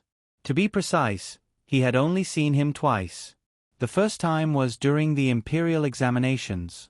The second time was when he became a local official. He could not remember what the emperor looked like at all. The only thing he remembered was the emperor's dragon robe. After the welcoming ceremony, the people gathered like a tidal wave and escorted Li Longji to the center of the hall. Then, they dispersed and discussed the events of the past 2 days. The Zhang Wang clan and Madame Wang came out to meet the emperor as well. Then, they went to another courtyard to talk with Empress Wang and Wu Huifei. Inside the spacious hall, Li Longji looked down at Su Mingyang, who was bowing for the second time. He asked, "Su Qing, what did you gain from staying in Luzhou?" Su Mingyang could not control his nervousness. Although he was seated, his legs were still trembling. When he heard the emperor's question, he hastily rose to his feet and replied, "Good. Everything is good." "What's good?" Li Longji frowned and asked again. "Everywhere is good. The mountains are good, the water is good, and the people are good. Also, Luzhou has a lot of money. However, I don't have the means to check the accounts. I don't know how much money Luzhou has earned and if he has paid the taxes according to the regulations. I also don't know if the locals have enough time to work every year." Su Mingyang finally remembered that he was going to complain. He put himself in a very wrong position so that he could avoid the danger of being rude to the Zhang Wang clan. When he was talking to the emperor, his eyes were looking at the ground, but he always glanced at Xiao Bei and the other 9 people who had also changed into official robes. He was afraid that Xiao Bei and the other 9 children would hear some rumors and not give him any chance to explain, so they would arrest him. Little Bei and the others had long known about this. They were very angry, but they did not think it was meaningful to bully a foreign official. Therefore, they did not think of doing anything to Su Mingyang. They treated him like a fart and let him go. After all, he was going to leave after a year of service. At most, they would deduct a small part of the money that was supposed to be given to him before he left as a punishment. They had planned to let Su Mingyang go, but they did not expect that Su Mingyang would dare to speak ill of them in front of them. What did he mean by not knowing the taxes and work? Luzhou was not an ordinary province. It was flourishing now. Moreover, there were rules governing the various fees collected. There were taxes collected and refunded.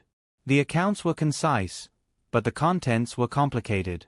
Ordinary people would not be able to understand them. Luzhou was the largest port for imports and exports. Luzhou was the largest port for imports and exports. Not only did he have to manage the local taxes and agriculture, but he also had to manage the customs, the research of ordnance, and the cost of the military. There were also some things that could not be said to others. Did he have to tell a provincial governor who was going to stay for a year and leave? Li Longji also understood what had happened 2 nights ago. He felt that Su Mingyang wasn't a threat to the Zhang clan and Wang clan, so he didn't want to bother with him. Once Su Mingyang was done with his time, he could just move on to another place and get promoted. Now that he heard that Su Mingyang was looking for something to do, he decided that after Su Mingyang finished his year of service and left, he would not give him an important position, let alone a position in the capital. He would arrange for him to be a provincial governor in another place without changing his rank. With this thought in mind, Li Longji made a sound through his nose, indicating that he understood. He waved his hand and signaled Su Mingyang to leave. At the side, Gao Lishe reminded him, "Provincial Governor Su, His Majesty has asked you to attend to the matters in the mansion. You can leave now." Su Mingyang was afraid.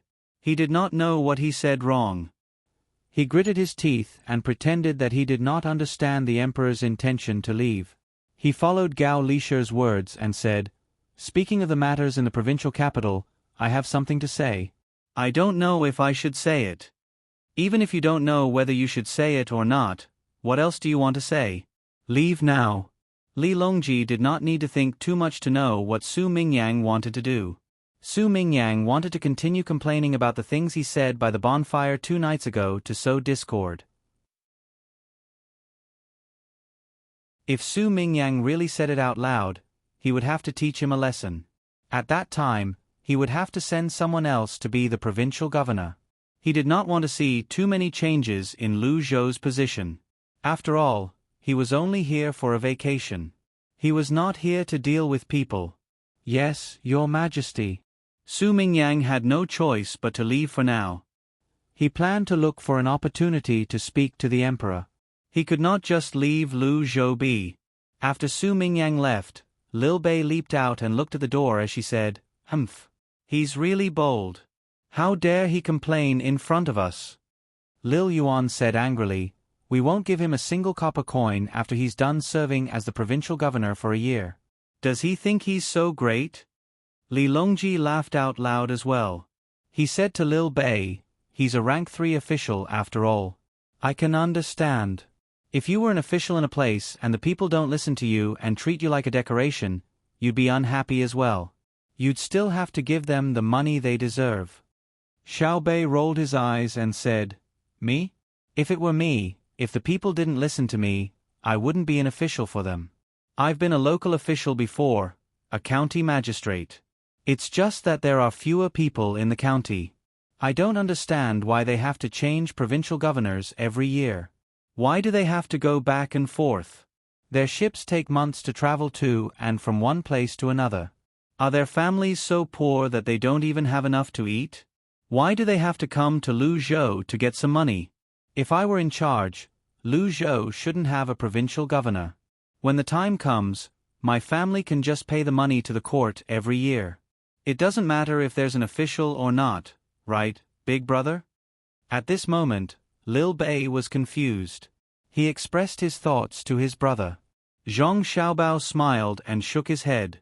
He explained to his sister, Luzhou needs a provincial governor. Without an official sent by the court, is Luzhou still Great Tang's Luzhou?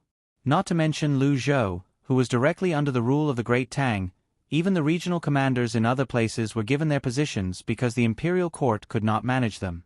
The people there were not as loyal to the Great Tang as the people of the Great Tang. There are also other vassal states. Back then, didn't they need to be appointed by Great Tang's court as well? Even if the people who appointed them were chosen, they still had to be managed by Great Tang in name. Otherwise, it wouldn't make sense for them to be completely under Great Tang's control in the future. Do you understand now? Oh, so it's to occupy space. It's just a sign. Even if there's a change in management in the future, with the sign, it'll give them an excuse, right? Lil Bei was very smart. He had learned a lot and understood what Luzhou was trying to say. After he finished speaking, he laughed and said, Why do I feel like the affairs of the country are a lie? It's clearly something that everyone knows, but they still have to pretend. Interesting. Right now, the small countries in Tubo are no longer a threat. Some of them even took the initiative to submit. This is strength. If they don't have the status of a province or county, do you think they'll dare to break away in the future? Yes, they really dare. When their strength is about the same, if they don't have the status, they'll use it as an excuse to regain independence. They're not afraid now, but who knows what will happen hundreds or thousands of years later. Zhang Xiaobao nodded and said. He knew very well the importance of strength and status. Otherwise, there would be endless arguments when the time came. Lil Bei's eyes continued to move. Suddenly, he clapped his hands and suggested, Uncle Emperor, I have a very good suggestion. I don't know if I should say it. Of course, Lil Bei's suggestion is definitely a good idea. Tell Uncle Emperor about it. This time, Li Longji didn't stop Lil Bei from speaking like he did to Su Mingyang just now. My idea is that we should send more ships out. We don't have to do business with the natives every time we send out. There are many places where the people are not civilized yet. We'll go and plant flags there. Then, we'll put a lot of things with Great Tang's words written on them. For example, our porcelain and stone tablets with Great Tang's words engraved on them. Wherever the ships can reach, we'll put a lot of them there. Even if we can't send more people to live there, we still have to do it, okay? After Lil Bei explained his idea, he blinked his eyes and looked at Li Longji, waiting for his praise. Li Longji also stared at Lil Bei and asked, Why do you want to do this? Why? Because that place is Great Tang's territory. We can't go over and occupy it now. We can only trade with the natives there. However, trade and ownership are two different things. If it's like what Big Brother said in the future, and the people in other places become smarter and have martial arts similar to us, they'll say that that place is theirs. We'll trade with them. Oh, it's called trade. It's a commercial activity. A commercial activity doesn't represent a ruling position, so it doesn't belong to Great Tang. We'll put the things there now. Some will be exposed, some will be buried in the ground. After many years, if they don't want to acknowledge us, we'll dig them up. We'll let others see what's written on the stone tablets. We'll let them see what's written in that place in the Kaiyuan era. Then, they won't be able to say anything. Even if they still want to establish themselves as a country, we'll have an excuse to beat them up. We'll be on the side of justice, okay? Lil Bei waved his fist and explained excitedly. Xiao Yuan also echoed, yes, yes, yes. Not only do we have to write the words, we also have to draw a map on the utensils and stone tablets. We'll draw a map of Great Tang and label their place as a province of Great Tang. We'll have to make a lot of things that won't rot easily. This is to prevent them from destroying them after digging them up and not acknowledging our position. Good idea. When Zhang Xiaobao and Wang Wan heard their younger brother and sister's words, they were stunned for a moment. Then, they looked at each other and saw smiles in each other's eyes. Good idea, it was indeed a good idea. Of course, if the other party really had the strength, it wouldn't matter even if they had the things to prove it. But the good thing was that they could have more cultural relics in the future. They could exchange them for a lot of money. How many empires did the other party have back then? Those were true rulers, but in the end, they were still divided into small countries. But when one strength was lacking, the Great Tang had the right to occupy it. This was morally justifiable, and even if the locals wanted to resist, they would feel a tinge of melancholy. It was easier to integrate than to have no name at all. Li Longji was also stunned. He didn't expect the children to come up with such a shameless idea. So he nodded and said, "That's right. In the future, we'll do this. Not only will we be going over to steal their resources, we'll also be establishing their status. We won't just be doing trade, we'll be ruling." "That's right. We've decided. We'll give a decree to the merchants going out to sea. If the local people don't agree..." As Li Longji spoke, he glanced at Zhang Xiaobao and Wang Wan, hoping that the two of them would complete the plan. Any other official would have been dumbfounded by this sudden idea, but Li Longji felt that Xiaobao and Cuckoo wouldn't have thought of anything. No matter how sudden it was, the two of them would immediately react. Sure enough, just as he thought, Zhang Xiaobao spoke just as he raised his voice and looked over. "Your Majesty, this subject feels that there are many natives who don't even have their own language. Thus, we can just say that we'll rule them. They won't resist, nor will they have the will to resist. As for those places that have a longer history than China, we can use trade to buy those places from them. In any case, they don't need that much land. We can use things to trade, and once we get our hands on those places, we can build buildings that suit Great Tang's style and characteristics. In fact, we don't even need to send our own soldiers to protect those places. As long as the merchants hire the local people to be in charge of law and order, we can give them things and have them protect us. Tell them that if they don't protect us well and steal our things, we won't go over there in the future. We won't trade with them anymore. Great Tang's products are quite good, especially silk, spices, and ceramics." Zhang Xiaobao recalled some of the historical records that Wang Wan had told him. At that time, China's products were advanced and valuable in the eyes of outsiders. They could even lead the trends of other places. The people of other places were proud of having something from China and showed their status. To an unimaginable extent, they didn't use China's spices as spices. Instead, they made something like a pouch and hung it on their bodies to give off a fragrance. When the nobles gathered, if they didn't have something from China on them, they would feel that their status was lower than others. If they couldn't take out China ceramics when they were eating, they would feel embarrassed to treat them. In the end, the country's strength declined because the emperor system that looked good now was too influenced by human factors. If an emperor was useless, the entire country was finished.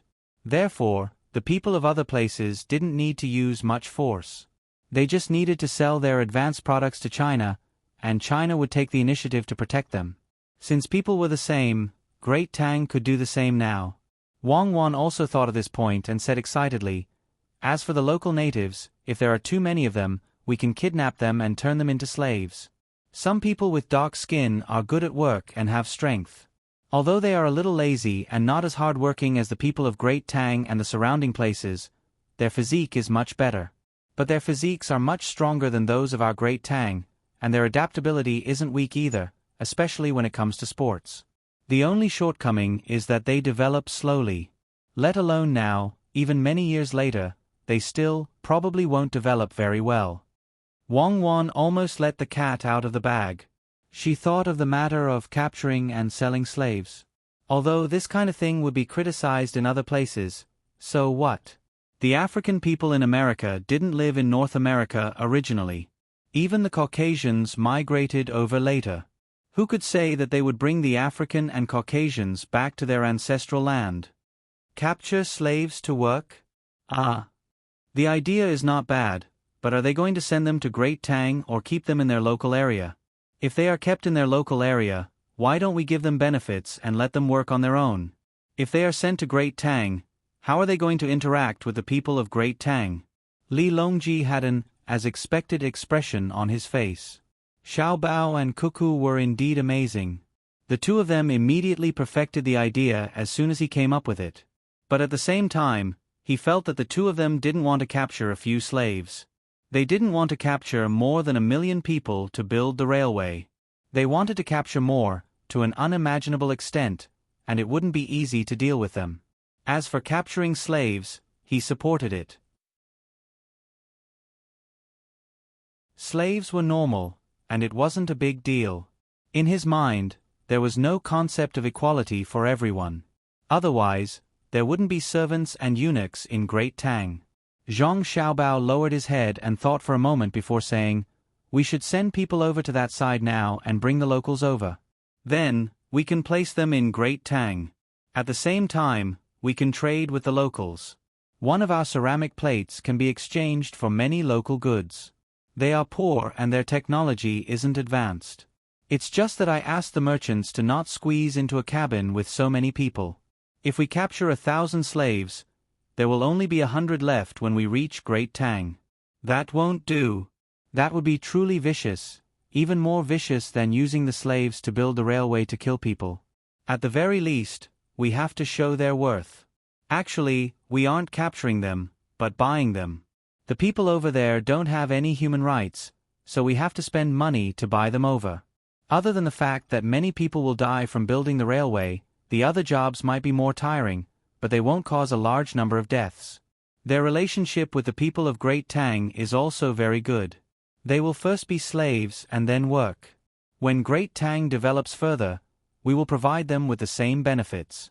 Great Tang has an advantage that no other place can compare to, and that is the high integration rate. No matter where the people are, as long as they come to Great Tang and live there for a few generations, they will be able to become a citizen of Great Tang." Wang Wan nodded at the side, expressing her agreement. Since there were already many ethnic groups, a few more wouldn't make a difference. When she and Zhang Xiaobao were still alive, racial discrimination still existed in the United States, but China didn't. It wasn't just because of policy, but also because human nature played a very important role. Xiao Bei and the 9 children were confused. They hadn't seen too many things and weren't clear about the problems between ethnic groups. They only knew that in the future, there might be more people who looked different from them in Great Tang.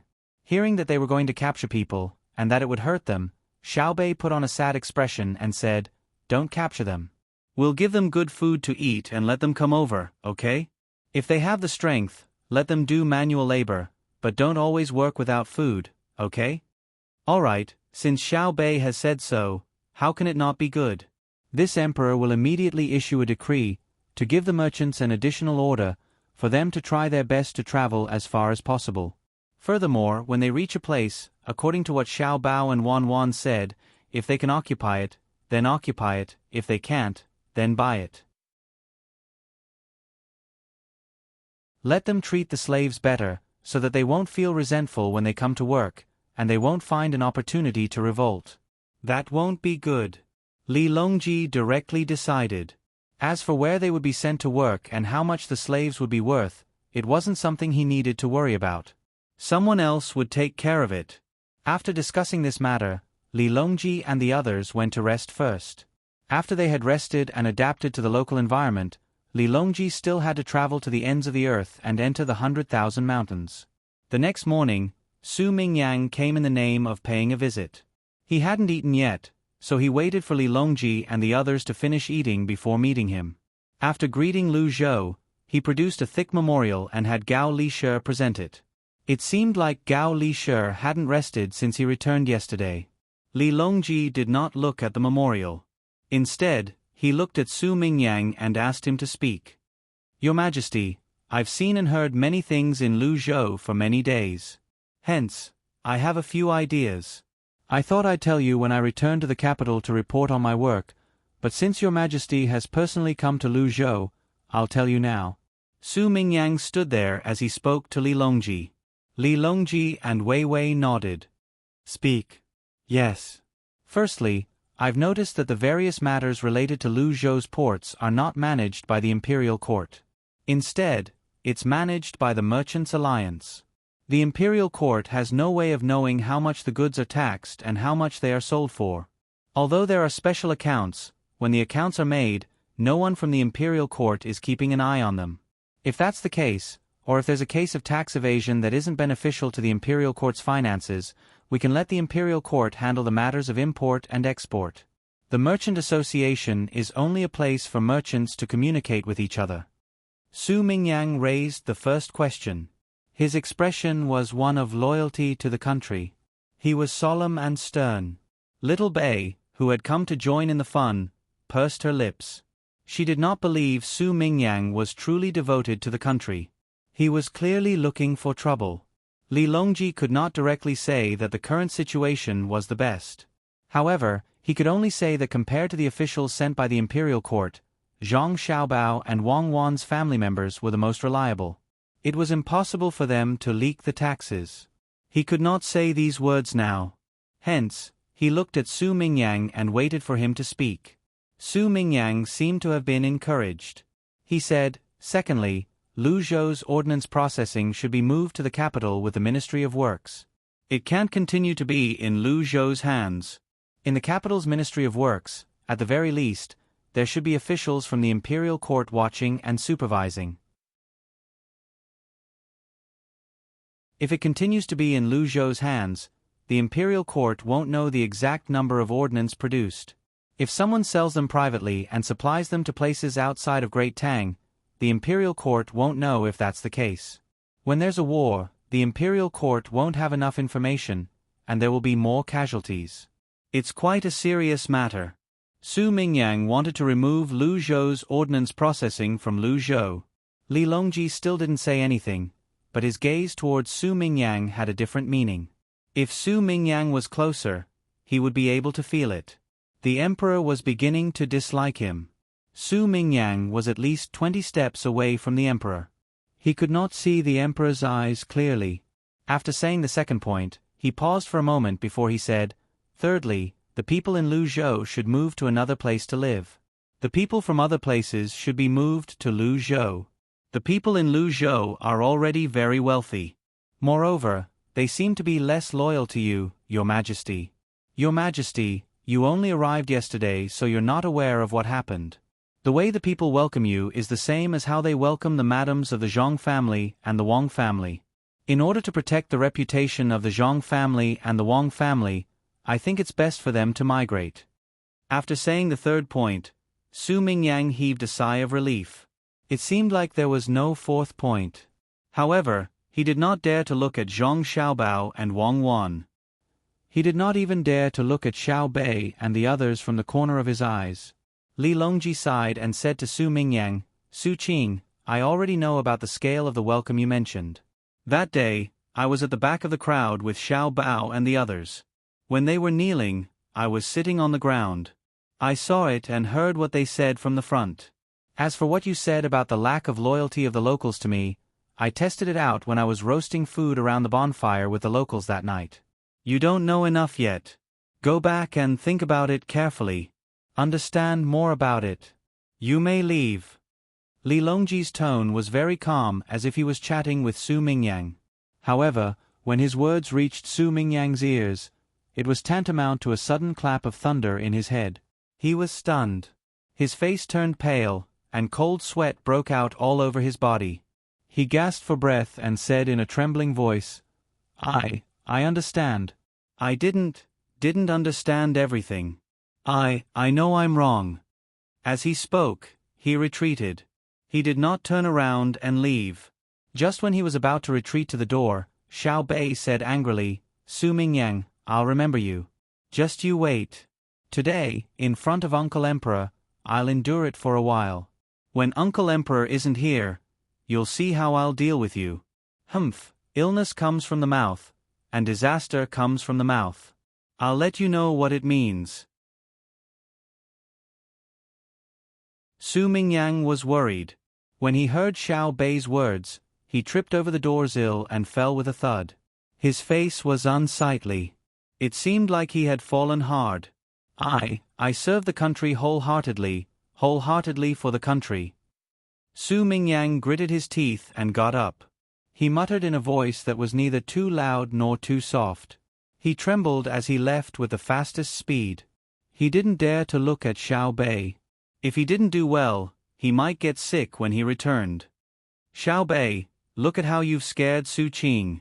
Li Shi, arrange for the imperial physician to take a look at Su Qing. Don't hurt her body, he. Li Longji instructed Xiao Bei as he made arrangements for Gao Li Shi. He had to put on an act to let Su Mingyang know that the emperor had no intention of dealing with him. Otherwise, he might really be scared to death. He didn't commit a crime of beheading. No matter what, the matter that Su Mingyang mentioned did exist. It wouldn't kill him. Xiao Bei chuckled. He's scared because he has a guilty conscience. He has a guilty conscience. He can't see the situation. Initially, I didn't plan to do anything to him.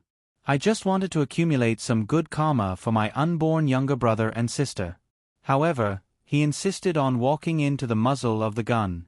He's too hateful. He even wants to play the role of a tragic character. Uncle Emperor, do you see what kind of idea he came up with? He's trying to sow discord between us. Yesterday, the people around the bonfire said so well. We should let him roast by the bonfire. He'll be beaten to death by others. Yesterday, those people really wanted to beat him up. They want to sow discord. They're too bad, right, Uncle Emperor? Yes, the people who are trying to sow discord don't have good intentions. What about the first 2 points? Tell me, Li Longji asked Xiao Bei with a smile. The first 2 points? What was the first 2 points? Oh, I remember. It's the place where the weapons are made. We have to move them to the Ministry of Works. How can we put them in one place? If something happens, they'll all be blown up. Also, there's only the Yellow River next to the capital. Luzhou, on the other hand, has the sea. If we want to test new weapons on the sea, we can test them in the sea. How can we test them on the Yellow River?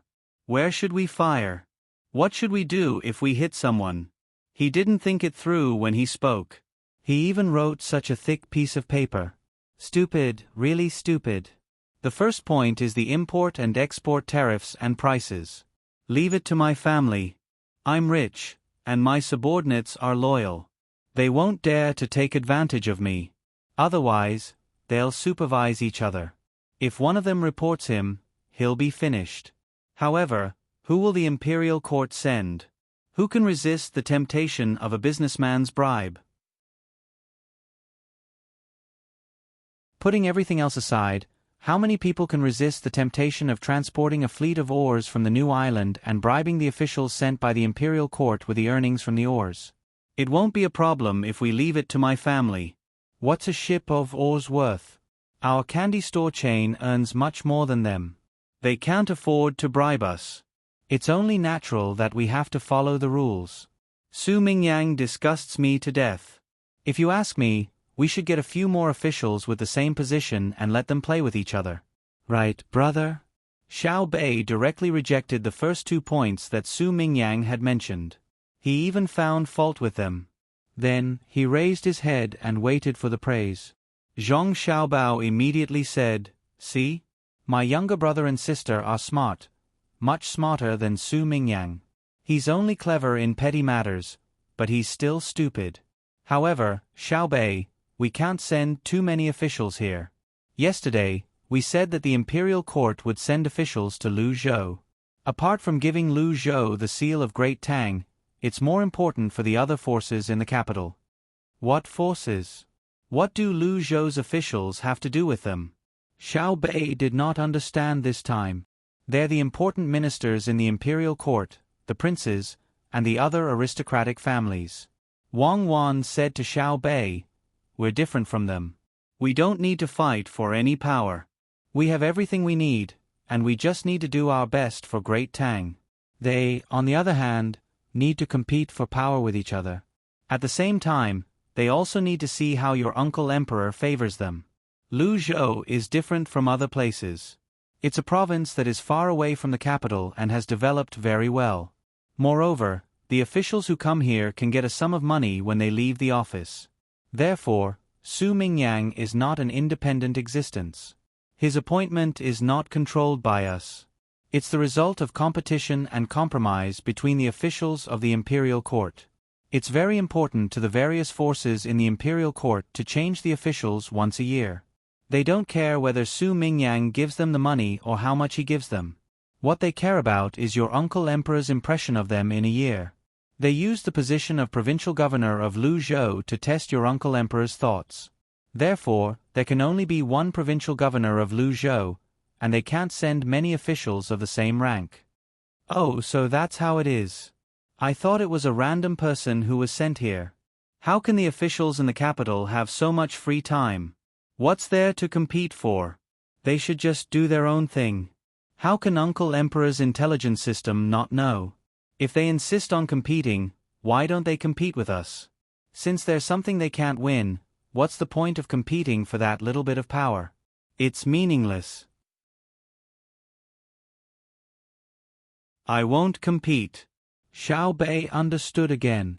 "Why don't you compete? Why are you competing with us, especially when you're telling stories? Don't you want to answer all the questions in the stories correctly and improve your character's level? If you don't compete, are you still willing to study hard?" Xiao Yuan retorted. "You know that my level is high, but you still dare to oppose me. Be careful that I'll teach you a lesson in the stories." "Humph," Xiaobei said to Xiao Yuan with a hand on his waist. Competition is the driving force of social development. If everyone stops competing, their lives will only get worse. Allow others to compete. Only with competition can there be development. Zhang Xiaobao concluded. Li Longji chimed in, "That's right. Only by competing can one become smarter. Everyone wants to live a better life. The officials need power. Even the order of entry is different. The common people need to live a better life than others. Naturally, they have to work hard. If the Tang Empire wants to suppress others, it has to raise its national strength to a higher level. This is human nature, and it will never change. Your Majesty, you've rested well yesterday. Should we go to the seaside today?" Zhang Xiaobao began to arrange for Li Longji to go sightseeing. Today, they would go to the seaside, visit the children's park, and explore the maze. Then, they would stay there at night and visit the lighthouse closest to Lu Zhou to visit the lighthouse keeper. They would also go fishing on the island.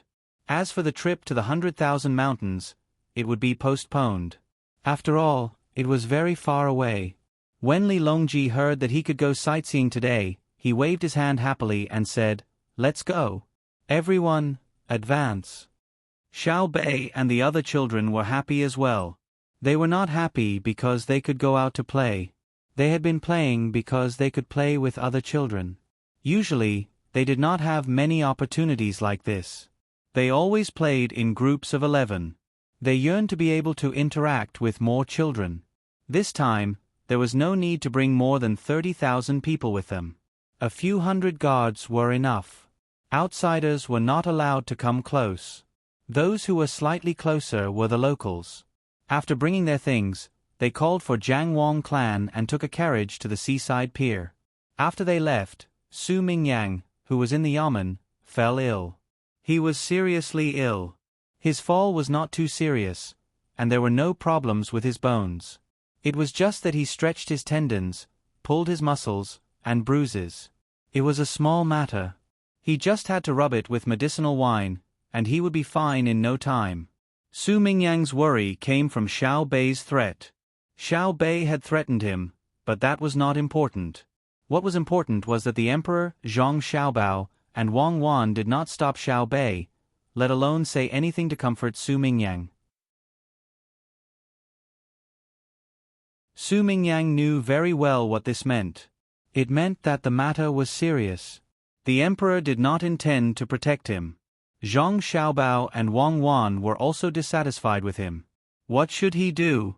Although the imperial doctor had come, he did not bring the Emperor's greetings.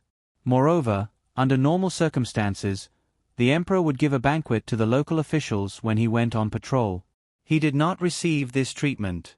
Su Mingyang felt weak all over. He was sick. Half of it was because he was not feeling well, and the other half was a show for Xiao Bei and the others. He meant, "Look, I'm sick. Show some mercy. My head hurts." Did the Emperor and the others do anything? Su Mingyang snorted and turned to ask the servants in his house.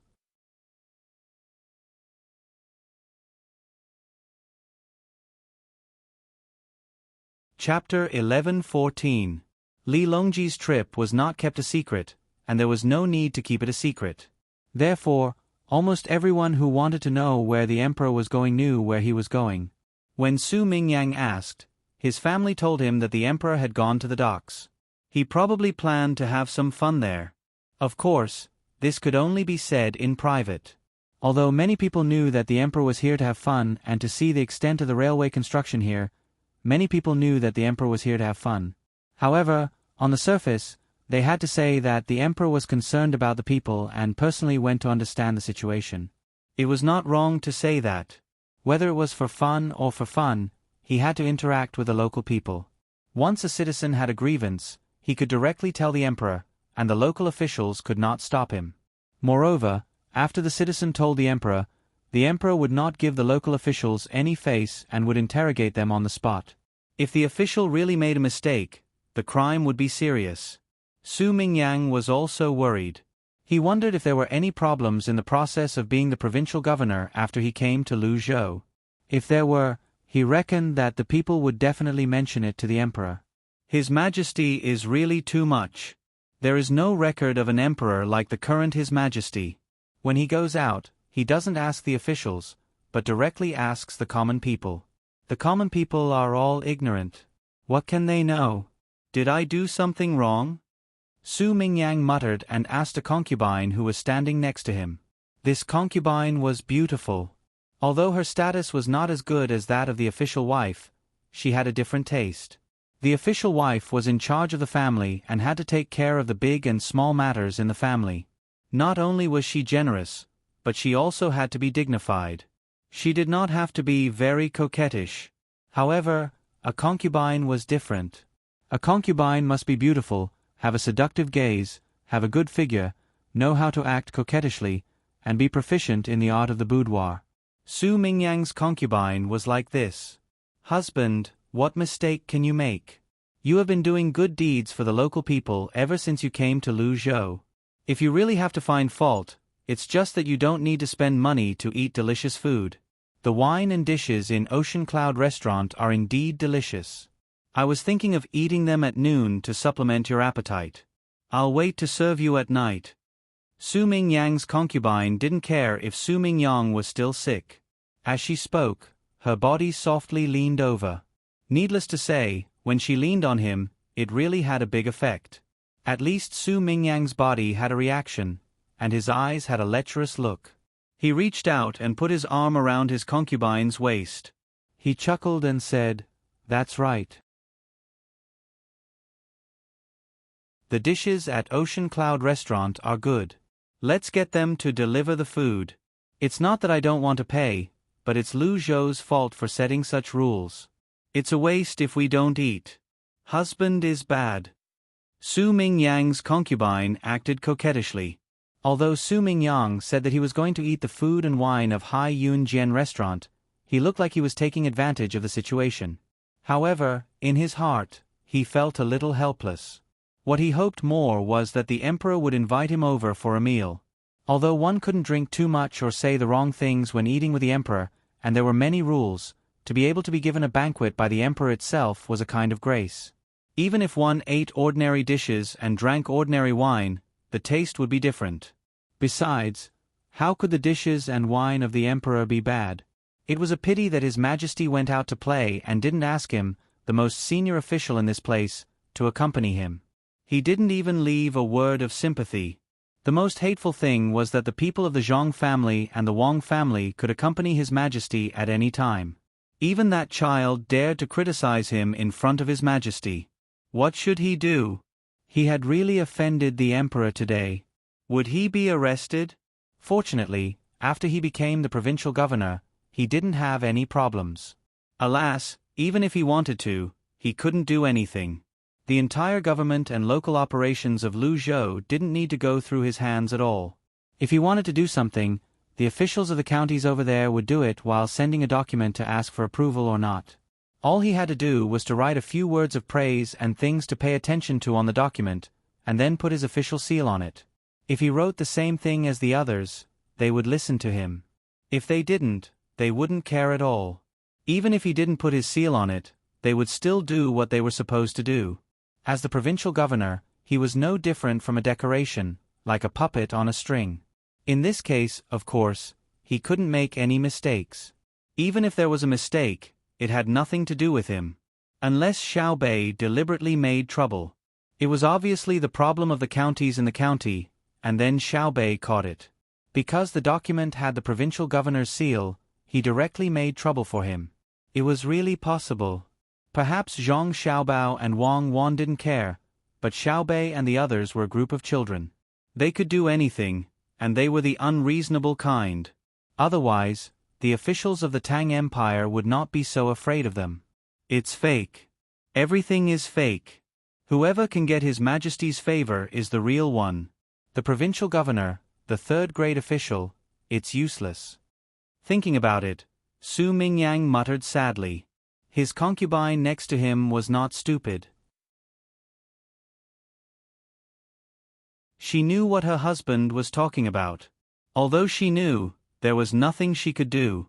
Who asked the other party to be so capable? But what she said was not what she thought. The concubine said to Su Mingyang, "Husband, don't be angry with the child. When our child is older, let him learn well. In the future, he may not be worse than Zhang Xiaobao and the others. He can also be the top scorer in the exam and be a high-ranking official. The kind that is better than Zhang Xiaobao." "Okay, let the child learn well," Su Mingyang said, but he definitely didn't think that his child could be better than Zhang Xiaobao and Wang Wan, or even compared to Xiao Bei and the other younger children. He heard that the education methods of the Zhang Xiaobao and Wang Wan were different. The 9 children were much smarter than ordinary children. Not to mention other things, just their courage was not ordinary. When ordinary children saw the emperor and knew the emperor's identity, they were so scared that they did not dare to make a sound. Unlike Xiao Bei and the others, who dared to let the emperor hug them and fight for food with the emperor, they had become spirits. "Go, let the High Yunjian restaurant prepare lunch. I want to eat a big banquet, the kind with 64 dishes. I can't control them, but I have to make them feel uncomfortable when I eat." Su Mingyang gritted his teeth and said. Immediately, a servant left and went to the High Yunjian restaurant to give orders. In the past, this was also done. Anyway, it didn't cost money. No matter what he wanted to eat, as long as the High Yunjian restaurant had the ingredients, they would agree to cook it. Moreover, they would cook it very carefully. Although other restaurants also didn't cost money, the taste was not as good as that of the High Yunjian restaurant. Therefore, they rarely went to other places to eat, unless the master was strolling on the street and was hungry and didn't want to wait. Then, he would casually find something to eat. Then, the servant would be responsible for giving him something as proof and writing a receipt for what he ate, and let the seller go to the business association to get the money for reimbursement. However, today seemed to be different from before. After the servant went to the High Yunjian restaurant, he came back with his head lowered regretfully. He found Su Mingyang, who was still lying there, and reported, "Master, this servant went, but the people in the restaurant said that they don't have any ingredients. They will wait until they have more. What do you think?" Bastards. A bunch of bastards. Don't have anything? How could the Hai Yunjian restaurant not have anything? Lying to a fool? Even a fool wouldn't believe it. Revenge. They are taking revenge on me. It must be Xiao Bei. Without her order, how could the Hai Yunjian restaurant dare to do this? Back then, we agreed that I would obediently work as an official in the provincial capital, and I don't have to worry about anything. But now, it's changed? Su Mingyang shouted angrily. After that, he said to the servant without confidence, "Let's change to another restaurant. Perhaps, they really don't have anything left." The reason why he was not confident was because he had already said what he had shouted just now. The important thing was that he obediently worked as an official in the provincial capital. That way, he would not lack other supplies. However, would he be obedient? He reckoned that he would cause trouble for the Hai Yunjian restaurant when the Hai Yunjian restaurant came over. Saying those words to the emperor in front of the Hai Yunjian restaurant did not seem to be the same as being obedient. The servant left. After a short while, he returned and reported, "Master, this servant went to a few more restaurants. They all have their own reasons. In any case, they don't want to make anything for us. What should we do?" "Have you asked all the restaurants? Did you miss any?" Su Mingyang was afraid this time. He was afraid that the people of Luzhou would starve him to death. "Not all of them, but I don't think there's any need for me to go anymore. This is because this servant asked for a bowl of rice noodles from a person who sold rice noodles. The person who sold rice noodles also said that there was no more. However, as he spoke, he gave a bowl of rice noodles to another person who went after this servant. "Master, what should we do?" the servant asked worriedly. Su Mingyang was dumbfounded. He thought for a moment and asked, "What food do we have in the house?" "It's better to make our own food. We can deal with it first." The servant shook his head. In reply to Master, "We don't have any. We don't even have rice noodles in the mansion. We eat out directly or have someone deliver it to us. Hence, we don't cook at all." In the past, no matter how late it was, there were many shops in the prefecture city that were open 24 hours a day. "We don't have to make our own food." Trash. You're all trash. If you don't make your own food, can't you buy some? It's better to just leave it there. In this case, we can only drink water. Then, we'll starve to death day by day? Or should any of you go fishing? Or go to the mountains to catch wild animals? Su Mingyang said gloomily. He wasn't very worried that the people in his mansion would starve to death. Zhang Xiaobao and the others couldn't be so ruthless, but it was very likely that they would starve for a few meals. Especially now that they were out and not in the prefecture city, the taste of starvation was not good. The concubine next to him felt hungry. She swallowed her saliva and suggested, "Master, why don't we let the people in the mansion who don't go out often disguise themselves and take the money to buy food? We can spend money, but we can't buy from one shop. We have to go to several shops. Otherwise, when the sellers see that we're buying a lot, they will naturally suspect that we're buying for the mansion and won't sell anymore." Su Mingyang also couldn't think of a good idea. He nodded and said, "Go do as I said. It's best to buy some rice noodles and vegetables and leave them in the mansion. We don't know how long they're going to keep doing this." The servant obeyed the order. This time, they successfully bought enough food. Apart from the food prepared by others, they also bought rice noodles. They didn't want to be found out next time and not sell anything, so they wouldn't starve. When it was almost noon, Su Mingyang had wine and food. The clever concubine had thought of a good idea and successfully avoided the blockade by the locals. They won the battle of food control. However, Su Mingyang didn't feel the slightest joy of victory. Once again, he felt the extent of the influence of the Zhang family and the Wang family in Luzhou. "Husband, why don't we not be officials in Luzhou and go somewhere else to be provincial governors in other provinces? That way, we won't starve to death, the concubine said worriedly as she served Su Mingyang wine. Su Mingyang took a sip of wine and shook his head. It's useless. As long as it's in Tang, it's useless to be an official anywhere. As long as Zhang Xiaobao and Wang Wan are willing, there's nothing in Tang that we can eat. We can't even pick up the food that others throw away to feed the animals. The people are biased towards them. Then I'll go apologize to them and admit defeat. We can't always be stubborn. Su Mingyang's concubine was clever. In her opinion, it was not a big deal to admit defeat. She always tried to please the main wife. Although she seemed to be favored, if the main wife didn't allow the master to sleep in her room at night, there was nothing she could do. Su Mingyang was quite touched. He sighed and said, I know what you're thinking, but you can't go. Not to mention apologizing, you can't even see them. Do you think they can see just anyone? The people can see them because they want to see the people. None of them is lower than me. I'll go. When they come back, I'll go sick and tell them that I haven't eaten yet. I'll ask them to pity me. If something like this happens again in the future, I'll hide as far away as possible. While Su Mingyang was eating the food that he had secretly bought, Li Longji and the others were also eating. There were many children in the children's amusement park near the docks. Some came here specifically to travel, and some came here to work. Their children were arranged to go to the amusement park when they wanted to have a couple world, or when they wanted to buy and sell goods. The amusement park also had the function of a kindergarten, so they took care of them free of charge. Today, in addition to the foreign children, the local children also had a holiday. On a festive day, the children had to have time to play.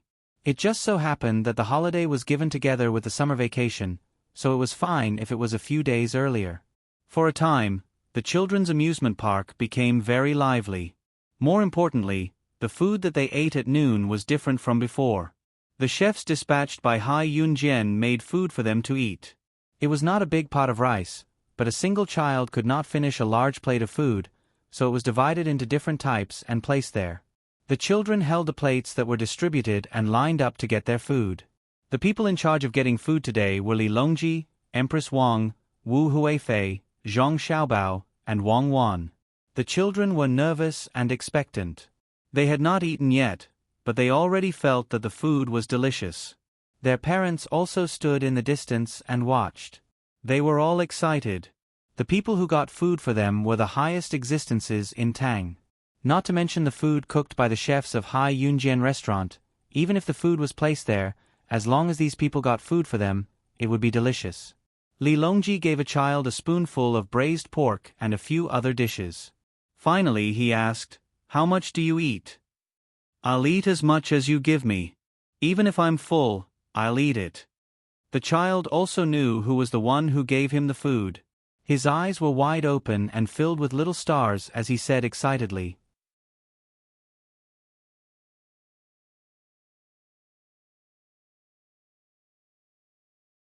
Chapter 11:15.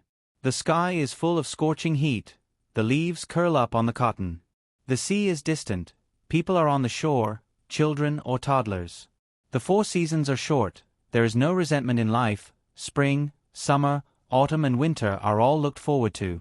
There is no sigh of sorrow, listening to the cicadas, spring is also joyful, autumn is also beautiful, the sound of the cicadas in the sky, the sound of the cicadas in the evening, the sound of the cicadas together, forming their own space. There is no weariness, but listening to the cicadas, there is a light call early, there is a snore at noon, all day long, there is no break, the cicadas dance gracefully, the sound is clear. The cicadas sing, the sound of the cicadas passing through the gauze, is blue by the seaside, the cicadas spread their wings and face, reflecting the blue sky on the horizon. The cicadas sing, is passed on forever, is the heart passing through the autumn cold. Perhaps singing along the riverside with the rising sun, perhaps painting the mountains with the sunset. The wind blows continuously, the water ripples, the moon bends, the stars twinkle, the cicadas never change, it is still the same as before. The sound of the waves by the seaside never stopped, accompanied by the sound of the seabirds and the movements of the cicadas on the trees, making the amusement park seem very lively. Even more lively were the children. They carried their plates and whispered to each other as they lined up and walked in front of Li Longji and the others. It was as if they wanted to stay in front of everyone for a while, but they were afraid that the children behind them would rush them. Xiao Bei led the way, bringing 11 children to squeeze in the line. Even the 2 younger children, Pan and Jun didn't allow others to help them carry their plates. The thin wooden plates could be lifted by the 2 of them, but if there was food on them, the 2 of them would probably have to work together to carry one plate. The premise was that they knew how to cooperate. The child who said that he would eat as much as he wanted would not be stuffed. Li Longji only gave him a spoonful of rice.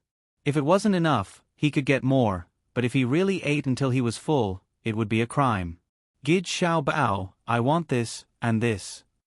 A child stood in front of Zhang Xiaobao and pointed at the 2 dishes in front of Zhang Xiaobao with his white, tender, and chubby little finger. Li Longji and the other 4 were in charge of the rice and the main dishes. Jiang Wang clan and Madame Wang were pregnant, so they weren't in charge of much.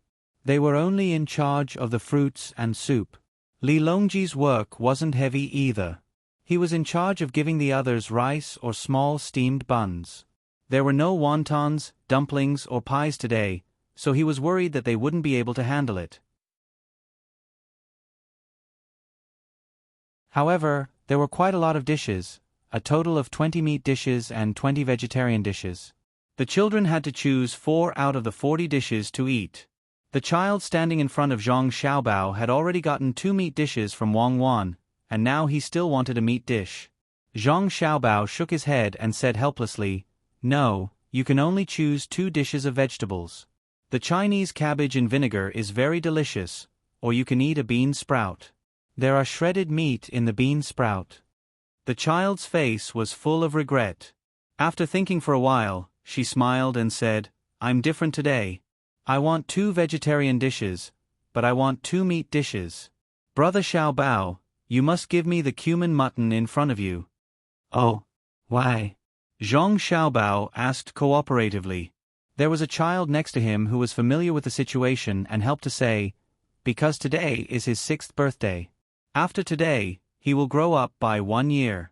Unfortunately, I still have 1 month to go. I also want to grow up quickly so that I can do a lot of things for Tang Dynasty. Well, since it's a birthday, there should be 2 more dishes. The cumin mutton is for you. What's the fish next?" Zhang Xiaobao saw that it was the child's birthday and wanted to give him some preferential treatment, so he put the dishes the child had chosen on the child's plate. "That's not enough. Double the price. I also want a coupon for Baby Candy House." The child continued to make demands, looking as if he had been given an inch and wanted a mile. Zhang Xiaobao looked at the child who was holding the plate and said, "I'm afraid you can't hold it. About Baby Candy House, you can ask Sister Xiaobei. Sister Xiaobei is responsible for giving others coupons." The child looked at her plate, rolled her eyes, and asked, "Can I give it to you once and then come back and buy more?" "1 plate per person. Where are you going to give it to? If you put more food, you can't eat." Zhang Xiaobao still talked with her tirelessly. "I'll give it to my mother. My mother likes to eat cumin mutton and fish. I don't like them. I like to eat drumsticks. I already have them. I won't put more food first. When my mother finishes eating, I'll come back and put more food. They say that babies are stars in the sky. If a mother wants a baby, she has to pick it and put it in her stomach. The little star grows up little by little and becomes a baby. It's very hard, so I can't always think about myself on my birthday. I have to think about my mother first. I want a coupon for eating cake with my family at Baby Candy House." The child explained the reason to Zhang Xiaobao. Zhang Xiaobao didn't say anything. He doubled the amount and put more food on the child's plate, indicating that he could give the food to his mother first and then come back for another set. At the same time, Xiaobei, who was in the line, took out a piece of paper and a pencil from her bag. She wrote, "Free coupon for a premium pastry set," and squeezed over to give it to the child. She didn't carry printed coupons with her. She said to the child, "Remember to find a few more people to eat with, or else you won't be able to finish it." Waiting for the child to leave happily, Xiaobei thought for a moment and shouted, "Who else is celebrating their birthday today? I'll give you a free pastry coupon. Don't lie. Those who haven't celebrated their birthday, don't worry. Starting today, Baby Candy House will launch a free birthday event. In the future, as long as it's a child's birthday, they can go to any Baby Candy House to get a gift on their birthday." After shouting, Xiaobei squeezed back to the others and said, "How is it? I'm smart, right?" "Smart, smart. Sister Xiaobei is the smartest," Panna said, blinking her big eyes. She probably didn't understand what Xiaobei had just said. With Xiaobei's shout, there really were a few children who cheered happily on their birthdays today. They also copied the child from before and said that their mother didn't come with them, so they should pack up and take them back. As for whether the food could last until they reached home and didn't spoil, that wasn't something they needed to consider. Their fathers could only sigh helplessly. Who told them to only be responsible for providing the stars and not responsible for raising them in their stomachs? A smile appeared on Li Longji's face. He felt that the child being able to say such words meant that his teachings were successful. In the future, the Tang Empire wouldn't have to worry. Just as Li Longji was feeling happy, a child stood in front of him and asked, "I should call you Your Majesty, right?" Just as Li Longji was about to nod, he suddenly thought of something and immediately said to the child, "You have to call me Uncle Emperor. All the children in the Tang Empire are our treasures. We are all the children's Uncle Emperor." "Really? Then, Uncle Emperor, I want 2 spoonfuls of rice. I'm strong and can eat a lot at home. My father says that he won't be able to support me for much longer." The child seriously said bad things about his father. How could someone who could come here to travel or do business be short of a bowl of rice? Li Longji chuckled and gave the child in front of him 2 spoonfuls of rice, then called for the next child to come over. With the words he just said to the child, all the children started calling him Uncle Emperor. Fortunately, there were not many children in the amusement park. After being busy for half an hour, all the children sat down to eat. Some had even finished eating. They sat there and did not get up. They were eating fruits in their mouths and watching the others eat. There was still a lot of food left, but they couldn't throw it away. They shared it with the other adults. Zhang Xiaobao and Wang Wan also finished choosing dishes for their mother. They also held their plates and sat together to eat. Li Longji also finished his lunch here. Surrounded by children, he wasn't worried that any of them would jump out to assassinate him. Zhang Xiaobao drank a mouthful of soup, then looked at Li Longji and said, "Your Majesty, you don't want to give Cuckoo and me a chance to rebel. You treat all the children in the Tang Dynasty as your treasures. You've become the Uncle Emperor to all the children. If we want to rebel in the future, it will be very difficult. The children will listen to you." "Haha." Li Longji laughed and said, "Don't worry. You and Cuckoo are their brother Xiao Bao and sister Cuckoo. If you want to rebel, they won't care. It's a family conflict. When I'm old, you can seize power." "I don't think so. When you're old, June will have grown up. For people like you, 80 years old is considered to be in the prime of their life." Zhang Xiaobao looked at Li Jun and said. Li Jun looked at them in confusion and said in a crisp voice, "I want to grow up quickly." Yes, grow up quickly and don't give them a chance to rebel." Haha. Li Longji was even more happy. After lunch, Li Longji and the others, except for Jiang Wang clan and Li Jun, played with the children in the amusement park. To the adults, the entertainment that the children enjoyed was no longer interesting. However, they were in a good mood to see a group of children running around. Li Longji was sweating all over. As he drank the sour plum soup, he sighed and said, "When I was young, I couldn't play with so many things. It wasn't that I didn't have the money, but that no one could think of it. The children in the Tang Dynasty are blessed. There are more than 4,000 amusement parks all over the Tang Dynasty. All the children can play whenever they want. It's really good. Uncle Emperor, when the children grow up, they will also sigh like you. They say that they didn't play with many things when they were young. As long as we work hard, the children in the future will be able to play with more things." Xiao Bei continued from the side. Oh. Xiao Bei can think of this? Let me ask you, when you grow up and the children have fewer things to play with, what will you do? Li Longji had never seen the sea in the south. When he went to Jili province, it was still winter. It wasn't fun at all. Now that he saw the sea breeze and the layers of blue waves, his mood suddenly became exceptionally good. He smiled and asked Xiao Bei.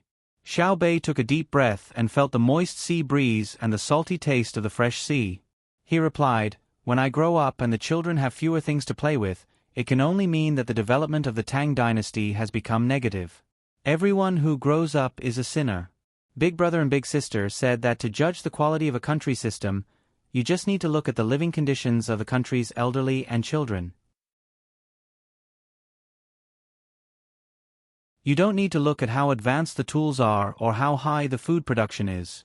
The production of tools and food is only a matter of production technology, not a complete explanation of whether the system is good or bad, because other people can slowly learn and research the technology, but the real unifying factor is the love and hatred that the people of this country have for this country. Our Xiao Bei really knows a lot, Li Longji praised. We don't understand a lot of what Big Brother and Big Sister told us, but we've memorized it. What we didn't understand in the past, we'll understand bit by bit. When we understand, we'll tell the things we know to the younger children. Just like the cicadas that are chirping non-stop now, their lives are very short. Big Sister said that the longest one can live is less than 20 years, and that's the kind that lives in the soil.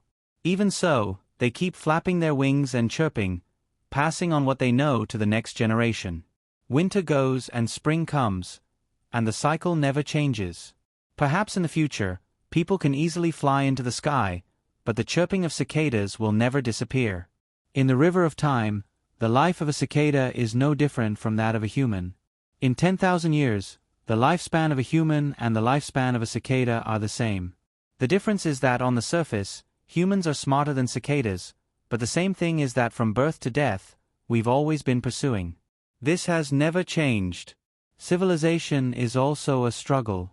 As Xiao Bei spoke, he spread his arms and let the sea breeze flutter his clothes. This time, not only was Li Longji shocked, but even the Jiang Wang clan and Wang Shi were also shocked. Clearly, these words should not have come out of Xiao Bei's mouth. Madame Zhang and Madame Wang looked at their son and daughter. They saw the two of them holding hands and looking at the sea calmly. They could not understand how the two of them had taught their younger brother and sister.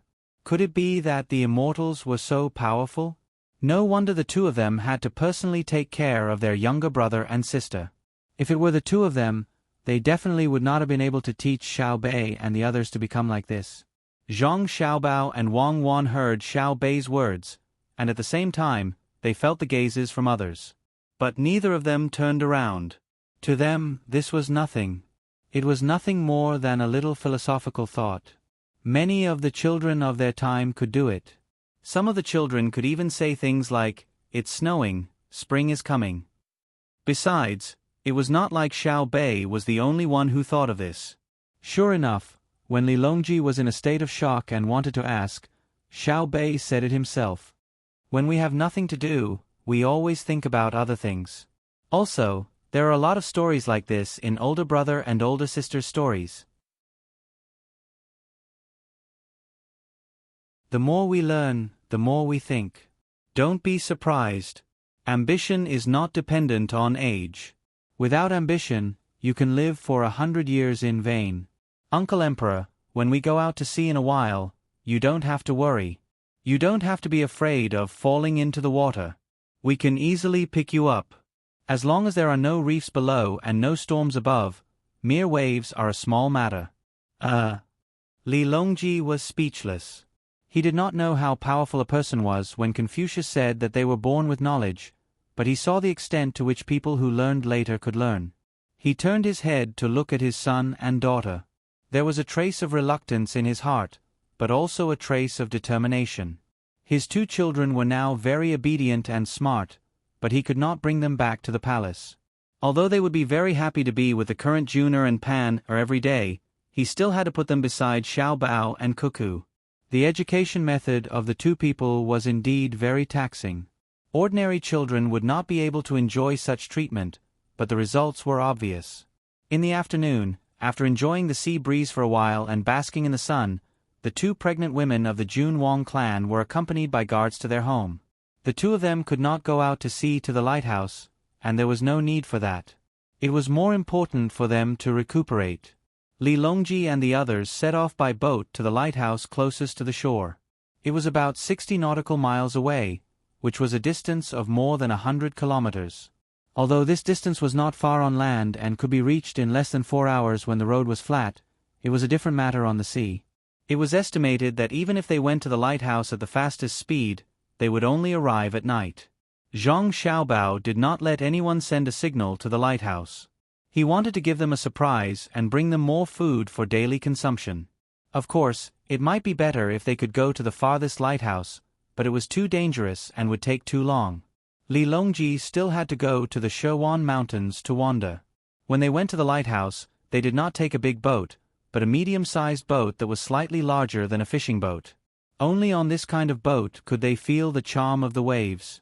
If Zhang Xiaobao took his younger siblings out, he would use a smaller boat and give his younger siblings life jackets to feel the ups and downs of the waves.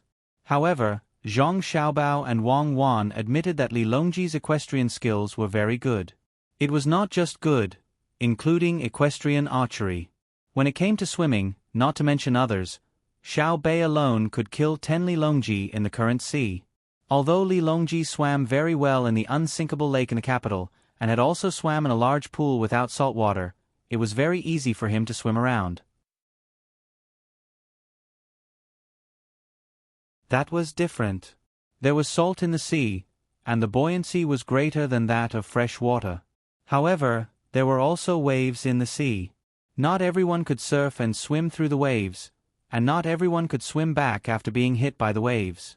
For an expert swimmer like Li Longji who was born in calm water, 2 waves would be enough to make him dizzy.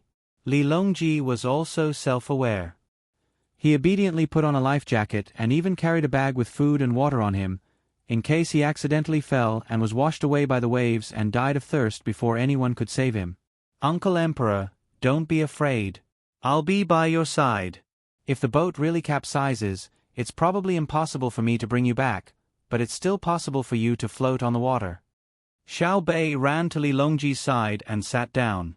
The other children also had their own responsibilities. Although Xiao Yuan and the others' swimming skills were slightly worse than Xiao Bei's, it depended on who they were compared to. Gao Lishe, Wang Ju, Empress Wang, Wu Huifei, and Pan Er were all guarded by Xiao Bei and the others. The 2 people in charge of rowing the boat were also good swimmers. Next to them were 3 large ships, 2 gunboats, and 1 troop transport ship. They were heading towards the nearest lighthouse. Xiao Bao, the hawksbill turtle, said it can be found here.